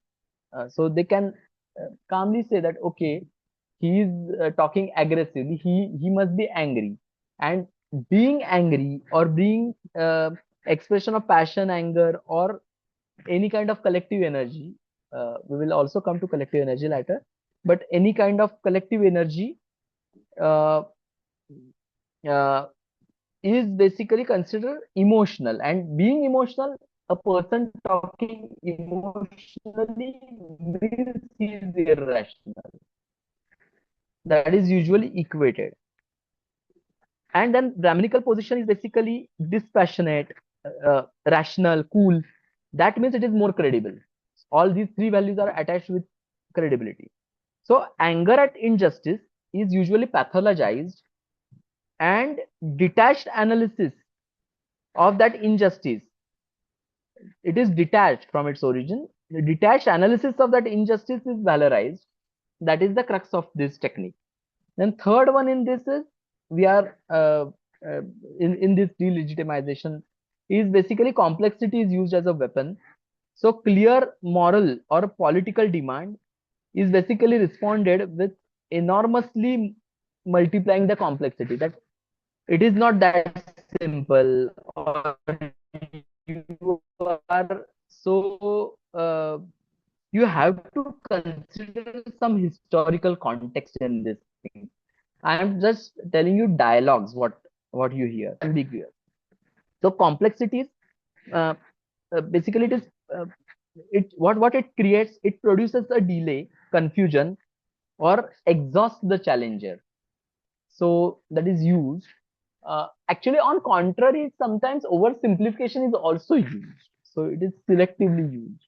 In, uh, in some cases, if somebody is presenting something uh, with very much passion, with complexity, then he will be said, like, he will get the answer that it is very simple, and then you need to tell it in very simple language. If it is a complex issue and very difficult to tell in simple language, then it is used. So basically what happens, it reinforces what it reinforces. So it reinforces uh, indispensability of expert mediator. And that is so interesting thing, that you then need expert for that, and we are the experts. So the issue is complex. There are multiple perspectives, or there are multiple layers to this problem, and so you are oversimplifying it. It is not that simple, and so you need to take advice of some expert. Then there is also delegitimization. In delegitimization, there is also pollution accusation or contamination rhetoric, which is used, which is basically that when there are these challenges, uh, so they are threatening to contaminate, destabilize, or destroy something precious. So it is usually presented that way. What is precious? Constitution is precious, civilization is precious, culture is precious, or social harmony is precious, national unity, or even rationality. The rational discourse is very precious. So if you are destabilizing, destroying, or contaminating even the rationality, you are threatening that, then it is actually the challenge.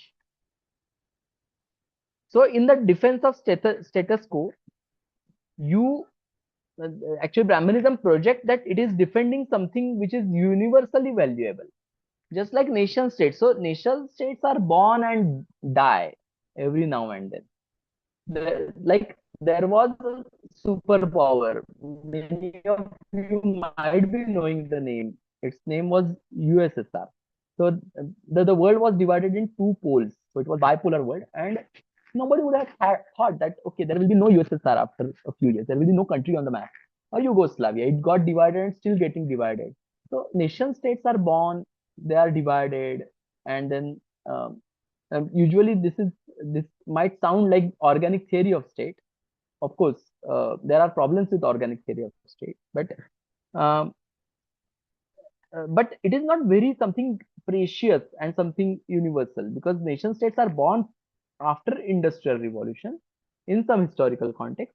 So making them very valuable or something precious, and basically you are defending something, national unity means you are defending something universally valuable, and this term or this thing is used to basically defend the status quo.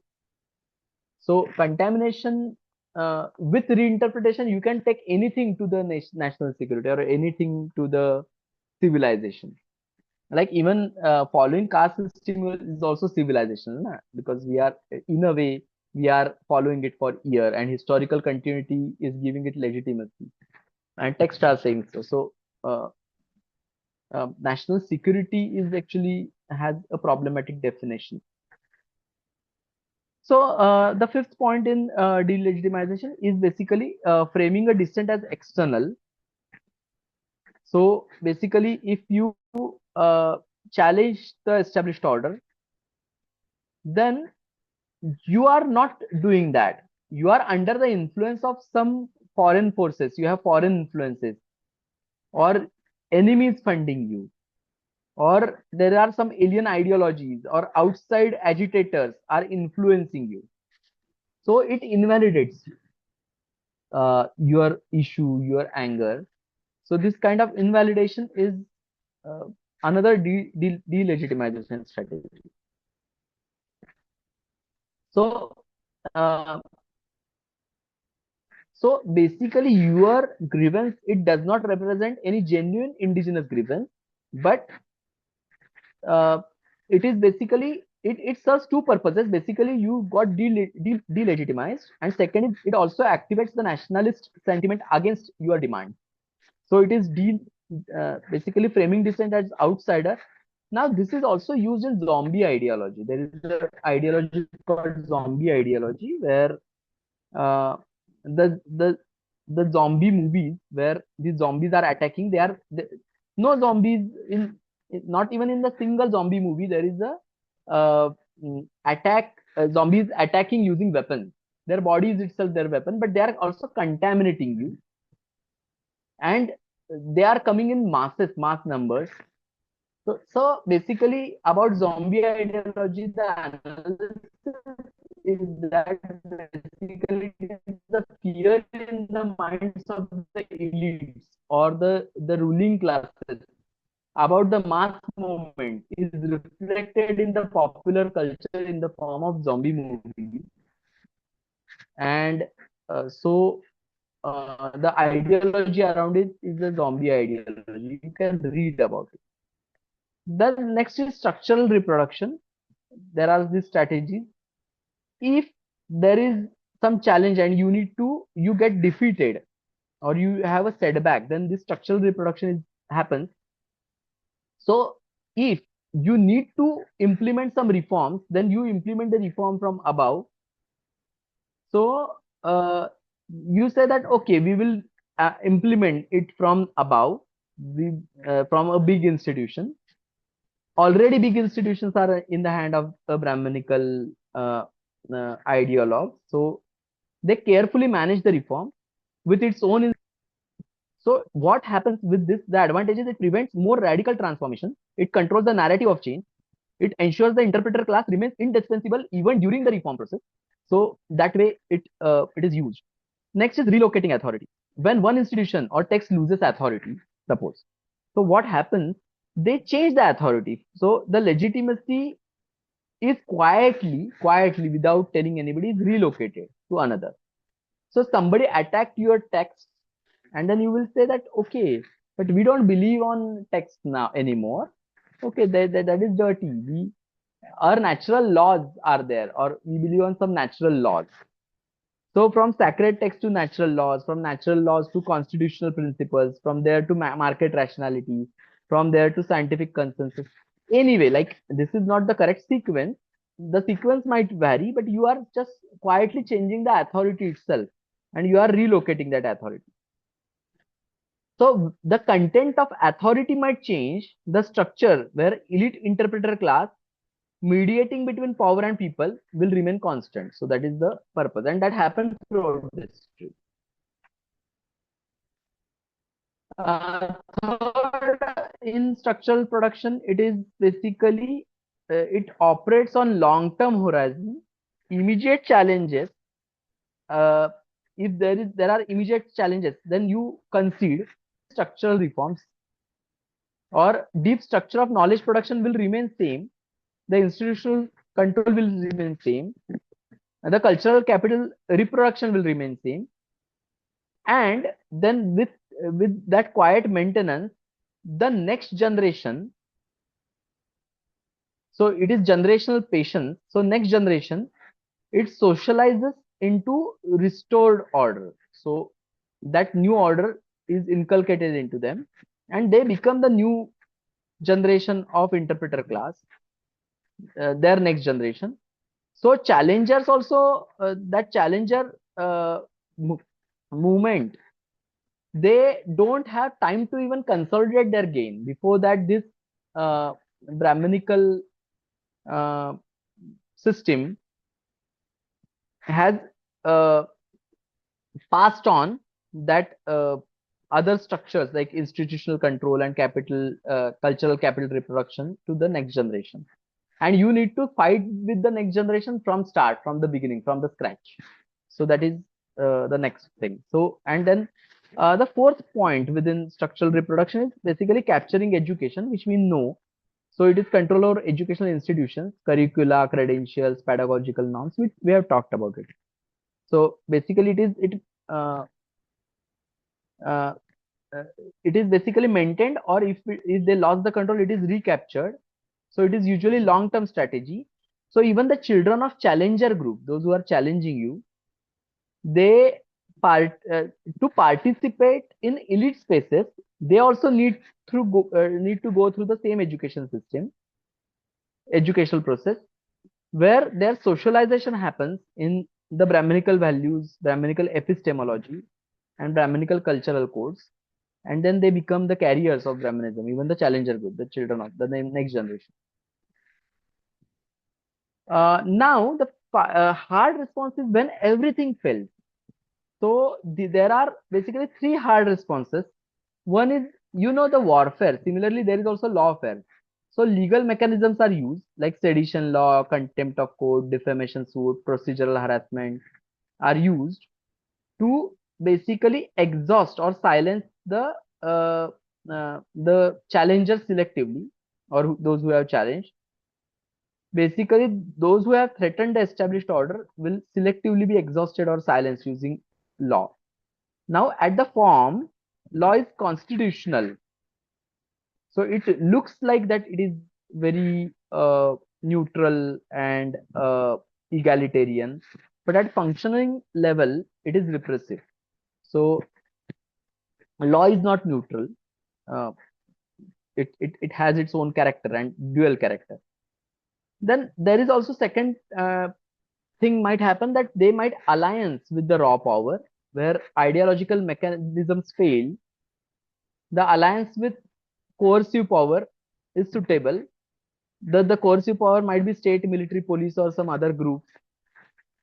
So here Brahminism maintains its fiction that they are separate from that brutal force, and apparently their hands remain clean of the Brahminical system, but still they could suppress the thing. Then there is also the last resort is declaring the state of exception, where challenger has existential threat to civilization, order, or nation. It is presented as if it is threat, and then it is justified that the suspension of the normal rules or natural laws is acceptable. So it invokes emergency power or extraordinary measures or extra legal action. And then the verbatim is usually, it is there are regrettable necessities forced upon the establishment by irresponsibility of the challengers, and that's why we are taking this action. So in short, in 5 points, exclusion is equated, actually what happens, uh, in short, what Brahminism presents and what it is are actually against each other. So when they exclude somebody, the qualification is invoked. When they co-opt something, they invoke inclusion. When they delegitimize something, it is their rational standard. When they repress something, it is in the defense of order or civilization. And when there are uh, some elite interests are presented as if they are universal values. Okay, so any question? We are at the end part of it. Anybody want to add something?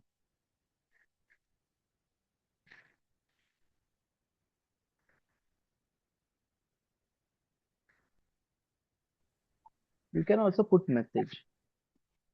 Yeah, Tejas. Yeah, so whatever you just said, the characteristics of the Hmm. Brahminical structure and Hmm. how they basically control and hold the power. Hmm. I see the narrative and the rhetoric that whatever the especially about the caste system, let's say, Hmm. that Hmm. Hmm. it was not something which was predominant uh, pre-colonial or Western influential era. Hmm. Hmm. That caste system is something that we have borrowed, or like Britishers or some other Western powers have imposed upon India. Uh, that before that there was the Varna system and everything, and that is Hmm. something which has been uh, shoved down most of our throats in order Hmm. to legitimize the necessity of the caste or the poor, uh, poor the caste-based hierarchy. And whatever you Hmm. said Hmm. about the decorum and other things also, I can Hmm. see that there is definitely the Western influence that is there. The colonial or the Western influence is still there. But Hmm. Hmm. Hmm. uh, how can we see, or like what was the point where maybe the Brahminical authority also co-opted these Western styles of operation or sustenance?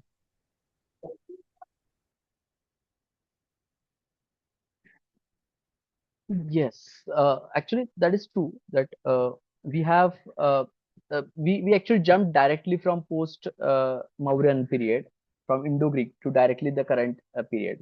What happened in between?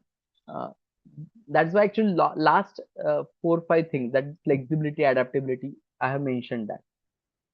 So what happened? Actually, that was just the beginning of Brahminism as socio-political ideology. But then it changed its forms. It co-opted lot of things. Uh, Now this is also about when I'm talking about language, it is no more about Sanskrit. So Brahminism had their own structure about the superiority of Sanskrit, but now the place has taken by English. So so you need to know English in elite institutions of knowledge, or um, if you want to say something in a legitimate voice, uh, that is very important, that they have adapted, because that adaptation continued even during British era, because British era was again another challenge where there was a possibility of getting destabilized, and then earlier revolutionaries, or even till 1857 revolt, uh, the crux of it was actually you are destabilizing our order. So you are banning the sati tradition, and you are changing, you are also allowing education to everybody. But soon the Brahmins co-opted, they become advisors to British, they become clerks and even officers in British institutions of uh, like bureaucratic institutions. And why specifically Indian bureaucracy has this character of being Brahminical? And you will not see that character. It is not that all bureaucracies throughout the world are Brahmin. So the reason behind it is Indian bureaucracy was first of all controlled, ruled by Brahmins, and that's why the norms were set.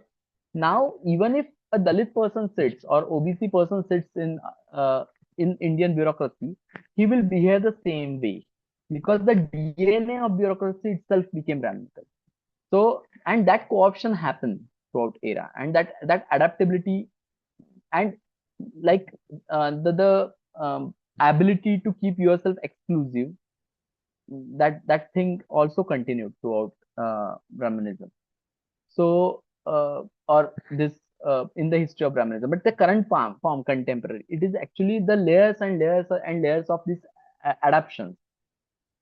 So I said that the authority might change, The form of authority and the content of authority might change, but the superiority of interpreter class is the crux of it. And we have also seen it in like I identified it in one of the Lenin's writings, that he was talking, like Lenin was supporting, I think in 1903 or around 1905, up to 1905, I know that he was supporting uh, uh, there is party vanguardism. So this party vanguardism is basically, we don't have time. Lenin's argument was, we don't have time that the working class will get that consciousness uh, till the till uh, till like that revolutionary consciousness, and then that will take up to the streets, and then that will fight. So we need to have revolutionaries who are well versed in Marxism, who will go to the working class to impart that consciousness into working class. Now this whole strategy is very Brahminical, because here the party worker or the professional revolutionary, as he said, is the interpreter class, and he's going to the public or to the working class, and then now after interpreting, he's telling them something. So it also paved the way for Stalinist bureaucratization of that Soviet state. So what bureaucratization happened in Stalinist era, that beginning of bureaucratization, the seeds are in this thing, basically in this doctrine. But another thing also happened, that when in India the Marxism came, if somebody read this article and took it seriously, uh, again it was bound to happen. Then yeah, bye, you're leaving, right?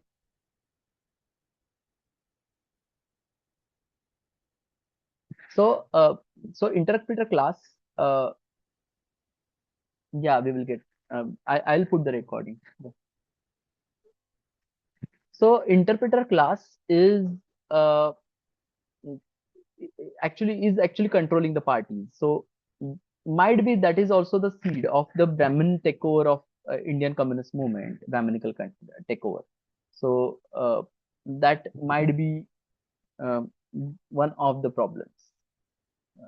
And of course, it got adapted. Like after even British left, the Brahminism has adapted. The current form is very postmodernist form.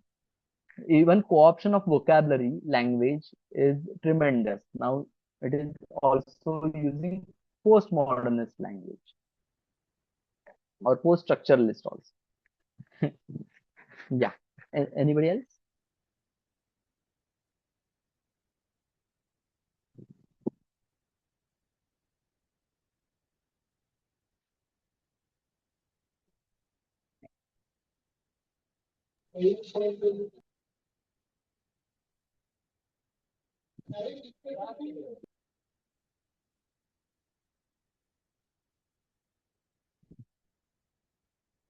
Okay. So now we are here to discuss the solution. What can be done is most important part of this discussion. And anybody have anything to say about the solution? What do you think?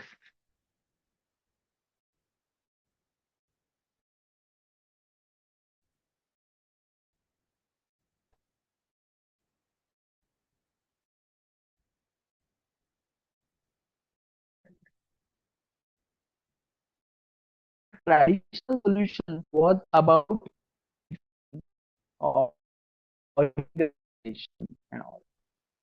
What happens ultimately, this and even giving representation to somebody turns out to be uh, like ultimately it becomes tokenism. It took form of tokenism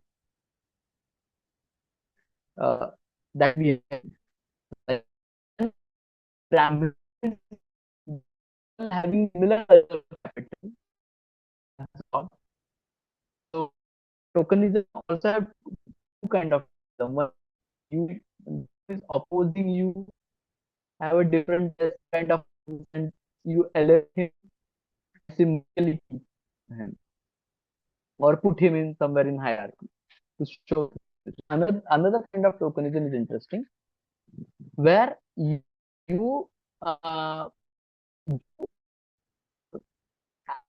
find somebody from disadvantaged group who has, or the challenger group which might pose a challenge. You find some who similar kind of values like you, like Brahminical values, and then you make part of the group. So person to show him, he might not have any authority or that narrative or expression or whatever. Uh, but you just keep him just as a symbol of your equal, like you are egalitarian and equal and not non-partisan and not elitist, and you are not that kind of a person. So solutions are actually hard to find, because what happens, all these strategies are actually the interestingly, these defense mechanisms are very sophisticated defense mechanisms. They are not uh, like in traditional sense, they're not very crude. You can find the similar defense mechanisms by Edward Bernays in his propaganda tools, which he employed. But interesting of these mechanisms here are not from the propaganda mechanisms of Edward Bernays or some Western propaganda artists or PR campaigner, but they are developed through this historical dialectical process. Now the problem is, it is problematic. It is against equality, against law, because all these principles are basically the principles of deception, uh, logical fallacies, full of logical fallacies. You use logical fallacies to argue. And third and important thing, it is part of those propaganda mechanisms which a person uses to uh, during psychological warfare. So that's why it becomes difficult. And if Brahminism senses a kind of threat, so in if it feels threatened in some sense, then it uh, deploys some of the methods and absorbs it, and that's why it is very difficult to uh, uh, to find a solution on this. Anybody has it?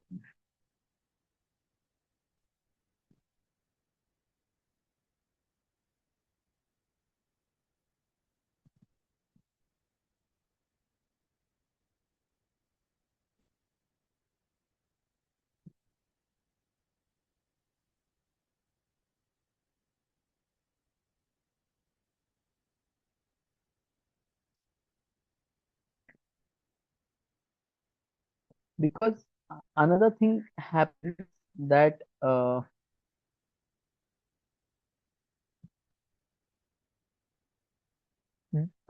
basically what happens, if you start countering from one position, if you build a massive movement around it to attack Brahminism on multiple levels, then it will go to that fifth defense mechanism, where it will try to destroy all these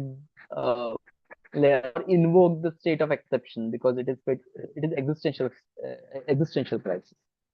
Another thing is, but it is expected to, like, one of the solution is actually build a small resistances at different places and combine them.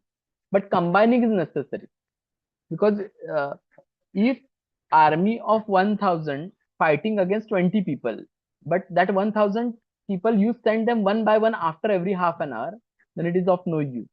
Everybody will get killed by, even by 20. So one of the tools which is actually epistemological counter strategy is about attacking the knowledge monopoly. So it comes through standpoint theory.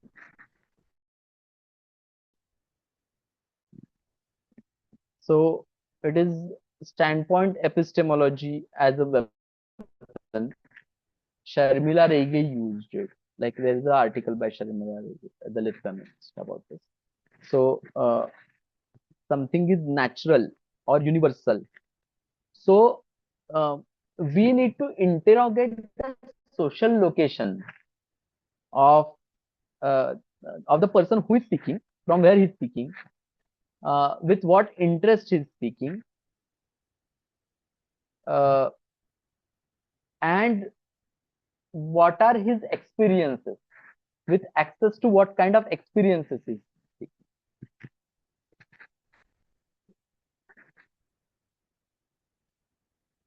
So somebody claiming neutrality is basically, somebody claiming neutrality must be uh,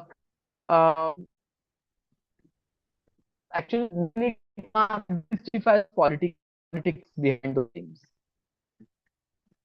So it is important to ask who benefits from this. Specifically, it is interpretation. So who benefits from this interpretation? And in standpoint theory, another very important question: who is systematically absent from this production? I mentioned about tribal rights. So in tribal rights, when we have the narrative of development, and then there are interpretations and reinterpretations about development, we need to ask that who is present from this narrative of development, who in whose interest it is happening, and who is absent from that development. What is going to happen about them? That is one. Another important epistemology tool, which again, all these things, lot of things I have studied in women's studies, but there is actually uh, how you will legitimize subordination or a certain knowledge system at itself, pedagogical level. So it's indigenous epistemology. So you need to promote, or this traditional knowledge systems where uh, so there is also debate between uh, which epistemologies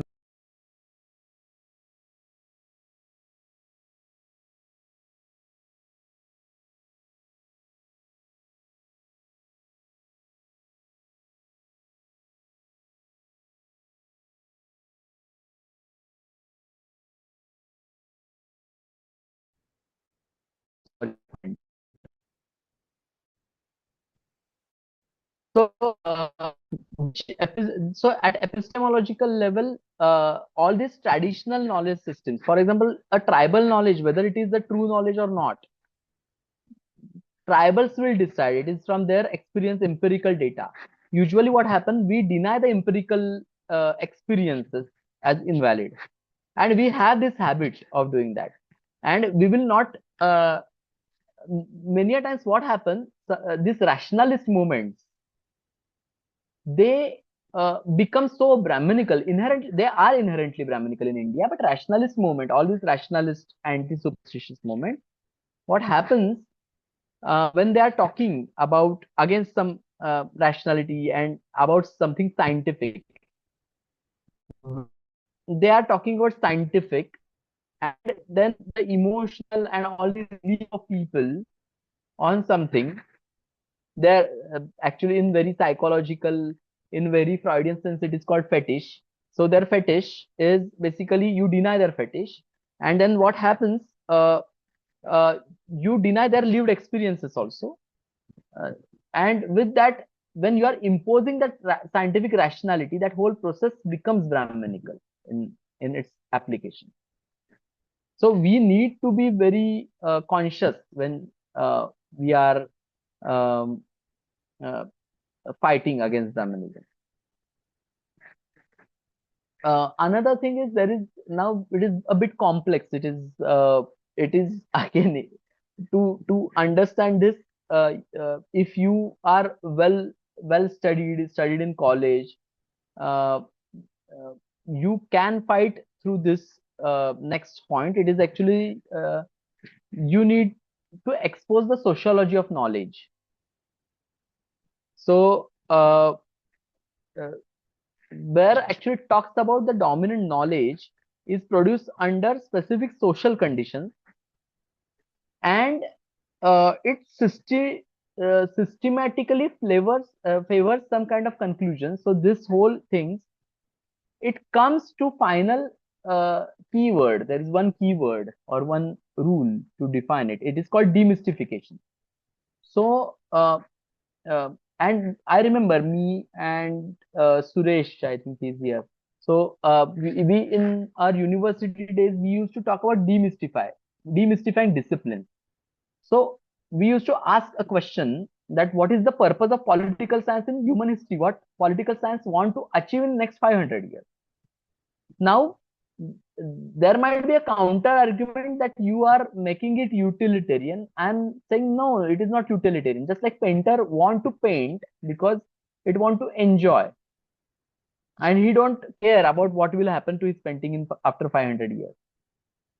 So there are two types of course, knowledges. There is a mass, uh, the product with mass access.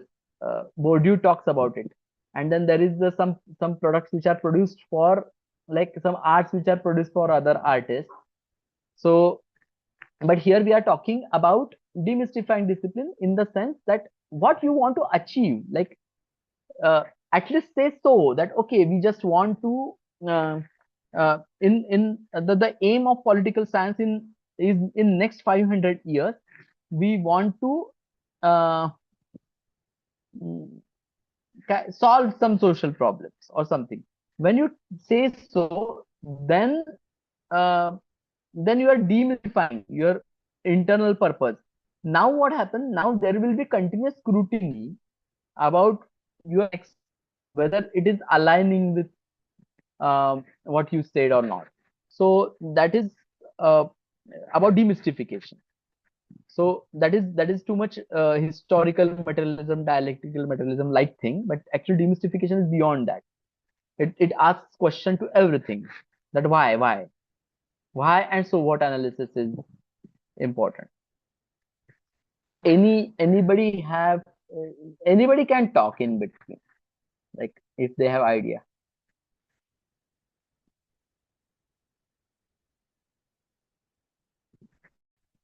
Because here another point is that you need to build a counter institution of knowledge production. uh, Unfortunately what happened in India, and we again used to talk in university about this, that the knowledge production institutions are okay, they are Brahmin dominant, but Dalit institutions or Dalit movement could not create the counter institutions of knowledge production with all that pedagogical thing. uh, Ultimately in Dalit WhatsApp groups, the forwards are not about scientific, they are again similarly unscientific, that okay, um, some narratives here and there, and most of them are like I was trying to find the Shunga dynasty for 2 days, that what happened to them, because Shunga are considered anti-Buddhist dynasty and Brahminical dynasty, but the fact is it is not true. So like we don't know that what evidences are there. There is only one Buddhist text with flying monks, and monks are vanishing in thin air, converting into fire. Such kind of fairy tale book. There is only one Buddhist text, Ashokavadana. So in that book there is a mention of Shungas being anti-Buddhist, but there is no other evidence of them being anti-Buddhist. They they destroyed 84,000 stupas. That is also mentioned in the same text. And there is this 84,000 is the holy for Buddhists, because there are 84,000 what uh, messages by Buddha or sermons by Buddha or actual sentences by Buddha. So that's why that is a holy number, and that's why they attach it to 84,000 stupas. But otherwise, there is no scientific validity of 84,000. And on contrary, during Shunga period, only we see that there is a major expansion of Buddhist stupas. The latter expansion happens during Shunga period. So that is happening. And but early colonial historians had this problem. They took the Puranas too much seriously. They took all these Buddhist hybrid Sanskrit texts very seriously. They People have taken Malvika Agnimitra seriously, which is actually a theatrical. It is a play by Kalidasa, which talks about Agnimitra, the son of Pushyamitra Shunga, and his love affair with Malvika. But you should not consider this text as scientific texts. So so institutions of knowledge production, the counter institution of knowledge production, actually where it is lacking. That okay, this can be a narrative.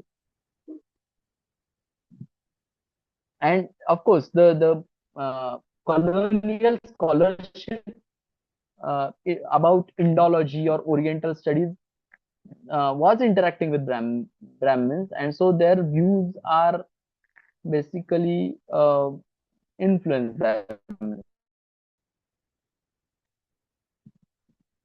Somebody has something.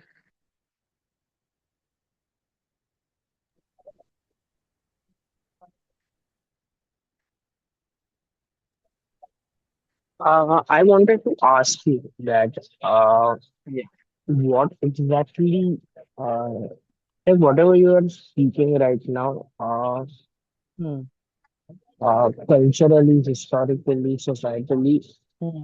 whatever you have explained it to us has been, I can equate it to the idea of Hinduism, let's say, which Hmm. is Hmm. Hmm. usually taught in Brahminical families. Hmm. Hmm. And Hmm. Hmm. also now we are seeing the rise of the far right nationalist parties in India as well, Hmm. who are also uttering the same rhetorics, the narrative, while trying to legitimize this view or this version or this Hmm. Hmm. interpretation, let's say, of Hmm. Hmm. Brahmanism as the core Hindutva ideology. Hmm. Yeah. And I see a huge problem in that the solution point which we are talking about. I Hmm. think that should be forcefully, uh, forcing that should happen is what you say about the demystification also. I find it uh, encourageable, but also that the ruling class or the ruling party are Hmm. trying to uh, adapt and Hmm. justify their version of whatever Hinduism, Brahminism as the Hmm. correct and the only version that there should be. Hmm. And I think there should be, and now people are also seeing this, and there is movements also which are originating Hmm. that, oh, it's what you are interpreting as, let's say, Hinduism or whatever the Sanatan, let's say, Hmm. is not what the true religion is, and you're just trying to Hmm. profit it for your own benefits, and that sort of ridge or that sort of dispute is happening, and which we are seeing right now. And I think that Hmm. is the first thing which should happen in order Hmm. for us to even get to any, uh, let's say, Hmm. logical or applicable solution. There should Hmm. be Hmm. this division uh, from the ruling class and the Hmm. appropriation of the religion, let's say. Hmm. Hmm. Hmm. Hmm. Right. Right. No, the current Western scholars specifically, whatever they are talking. So in a way, they are also confronting this problem that the history with this colonial historian, but they are not putting the narrative of this uh, See, interestingly, what happened in after that, I think 4th February, 3rd February, 1786, in Kolkata Asiatic Society, when he was delivering lecture. Uh, mm, why I forgot his name. Uh,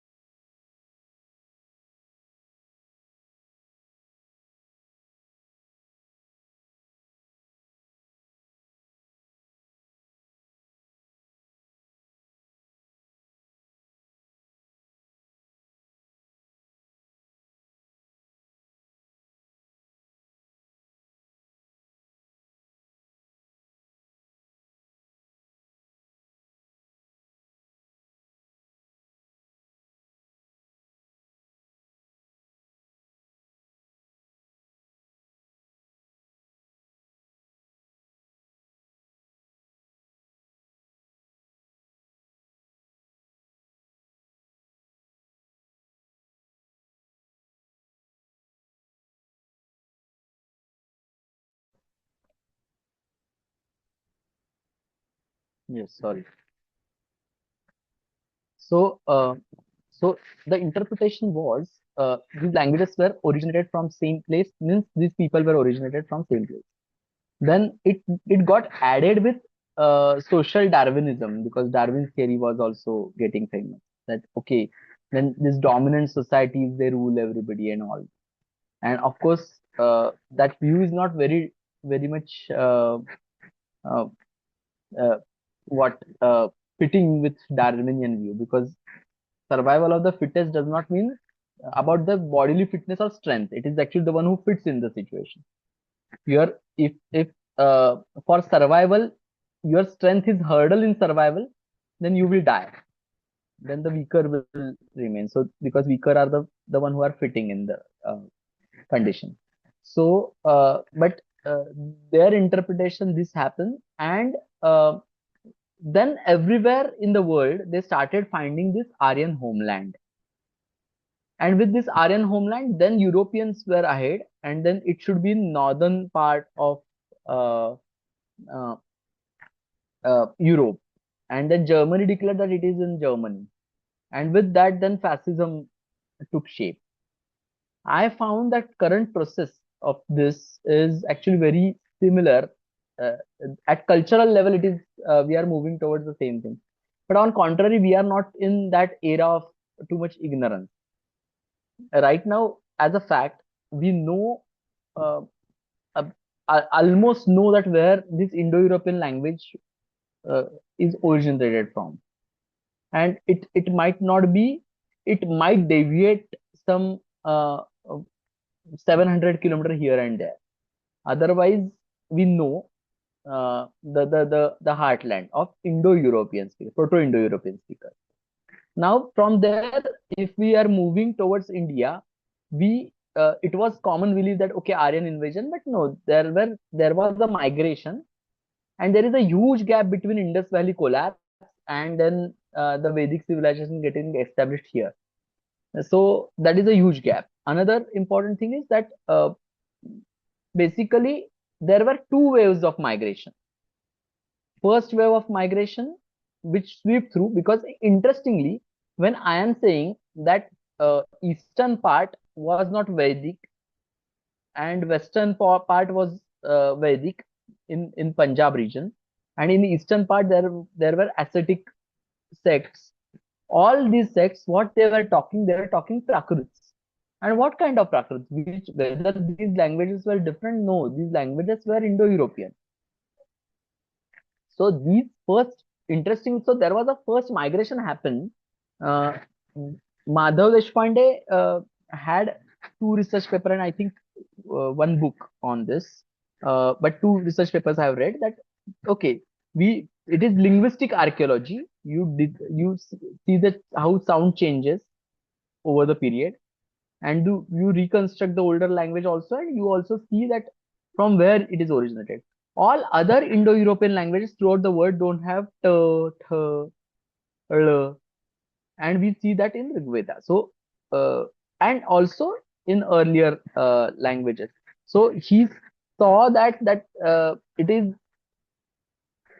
the first migration which happened before that r, t were spoken in Indo-European, and then the second migration happened then when there was only r existed in that Indo-Iranian dialect. And with that second migration, the Vedas came. Vedas were not written, like those poems were not in um did not had retroflex sound. It was a totally different language, but those poem came here. They got refined and then ultimately compiled together to form the Vedic texts. And of course, earlier they were just poems, then they combined and the religion built around those poems. So this whole narrative, which is currently now accepted in Europe and US, so this whole narrative, though you choose to live in some kind of delusion, or sorry, illusionary world, that okay, it is homeland and all. Ultimately, you are not be able, like nobody will select your research paper if you are writing that okay, Rigvedas or Vedas were composed in this region. So nobody will select your research paper in Europe. So, okay, you will get isolated. That is fine. And ultimately, to become a Brahmin and claim your superiority, first stage before when you are in crisis, you isolate yourself, then reinvent a new stories, and then exert your dominance. So, uh, actually, we are passing through the same phase as a nation also. There is a crisis, but interestingly this process is also like how happened the culturally happened in passive Germany. But I am saying that okay, there are counter narratives also, and the consensus of scholar is not around whatever is taught in Indian schools. So Vedas, uh, uh, okay, Rigveda was composed, okay, it is Punjab and Gandhara region, but those poems were not originally written there. That language is not Indian. Of course, that retroflex came there from Dravidian language, but Dravidian language also lacked this retroflex sounds. Dravidian language, when they came here, they got influenced by Astro-Asiatic language, and then they got this retroflex sound. They also have this change. And Dravidian language was present in India before Indo-European language is now almost accepted, I'm saying, in scholarly. So you can isolate yourself academically, I'm saying, but you can't ignore these, the facts, because like Tejas, in your play, I remember there was a this, that placard the wife waves is that one plus sorry, 2 plus 2 is 4, and party can't change it. So it will come to that kind of logic law ultimately, I am thinking. So uh, so so that is one, but it is very hard to uh, uh, counter. So ideological counter strategies, ideological counter strategies are also important. It is about attacking legitimacy itself. So as a demystifying tool, you need to use historical materialism. So basically, material interests beneath ideological claims that you can expose basically very clearly. You can also show the contradictions. Uh, there is a Nietzsche, Foucault. They use this genealogical critique. You can use those tools where, of course, Foucault also uses the archaeological tool. But and Foucault also traces the historical origins of the concept, norms, and institutions. That uh, so how merit, qualification, civilization, or rational discourse, how they are constructed at specific historical moment. If you could put it in time, then you will question its eternality and then its universality also. So that is a way of genealogical critique. Uh, then there is also another, like there about value also. So you can't. It is not necessary always to attack Brahminism from outside. Uh, because when you attack it from outside, then the Brahminism can dismiss the challenge as alien. So uh, you can use it as a, yeah, yeah, I'm going to conclude. Yeah. Anyway, the timer is also going off.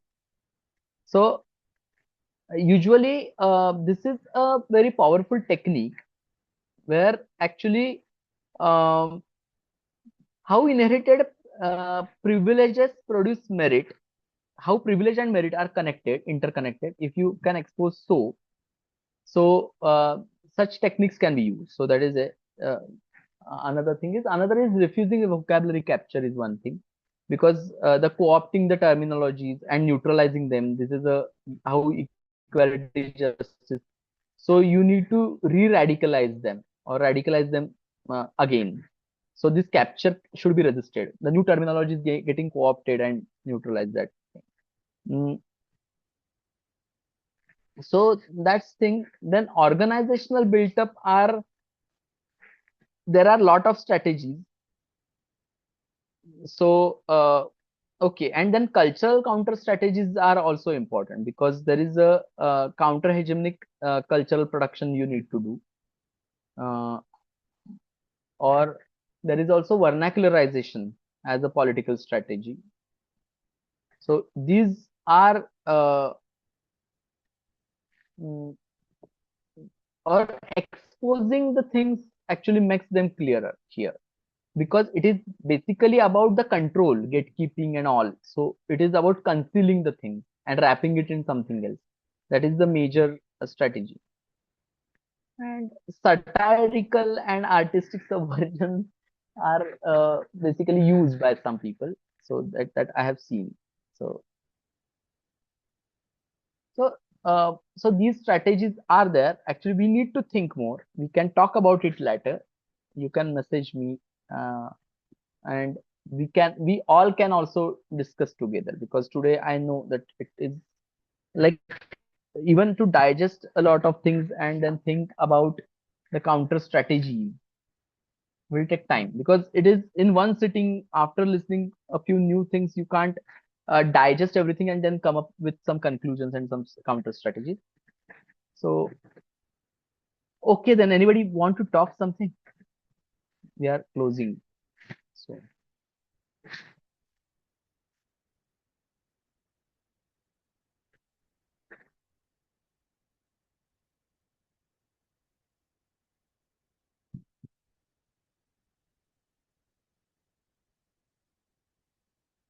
should we end?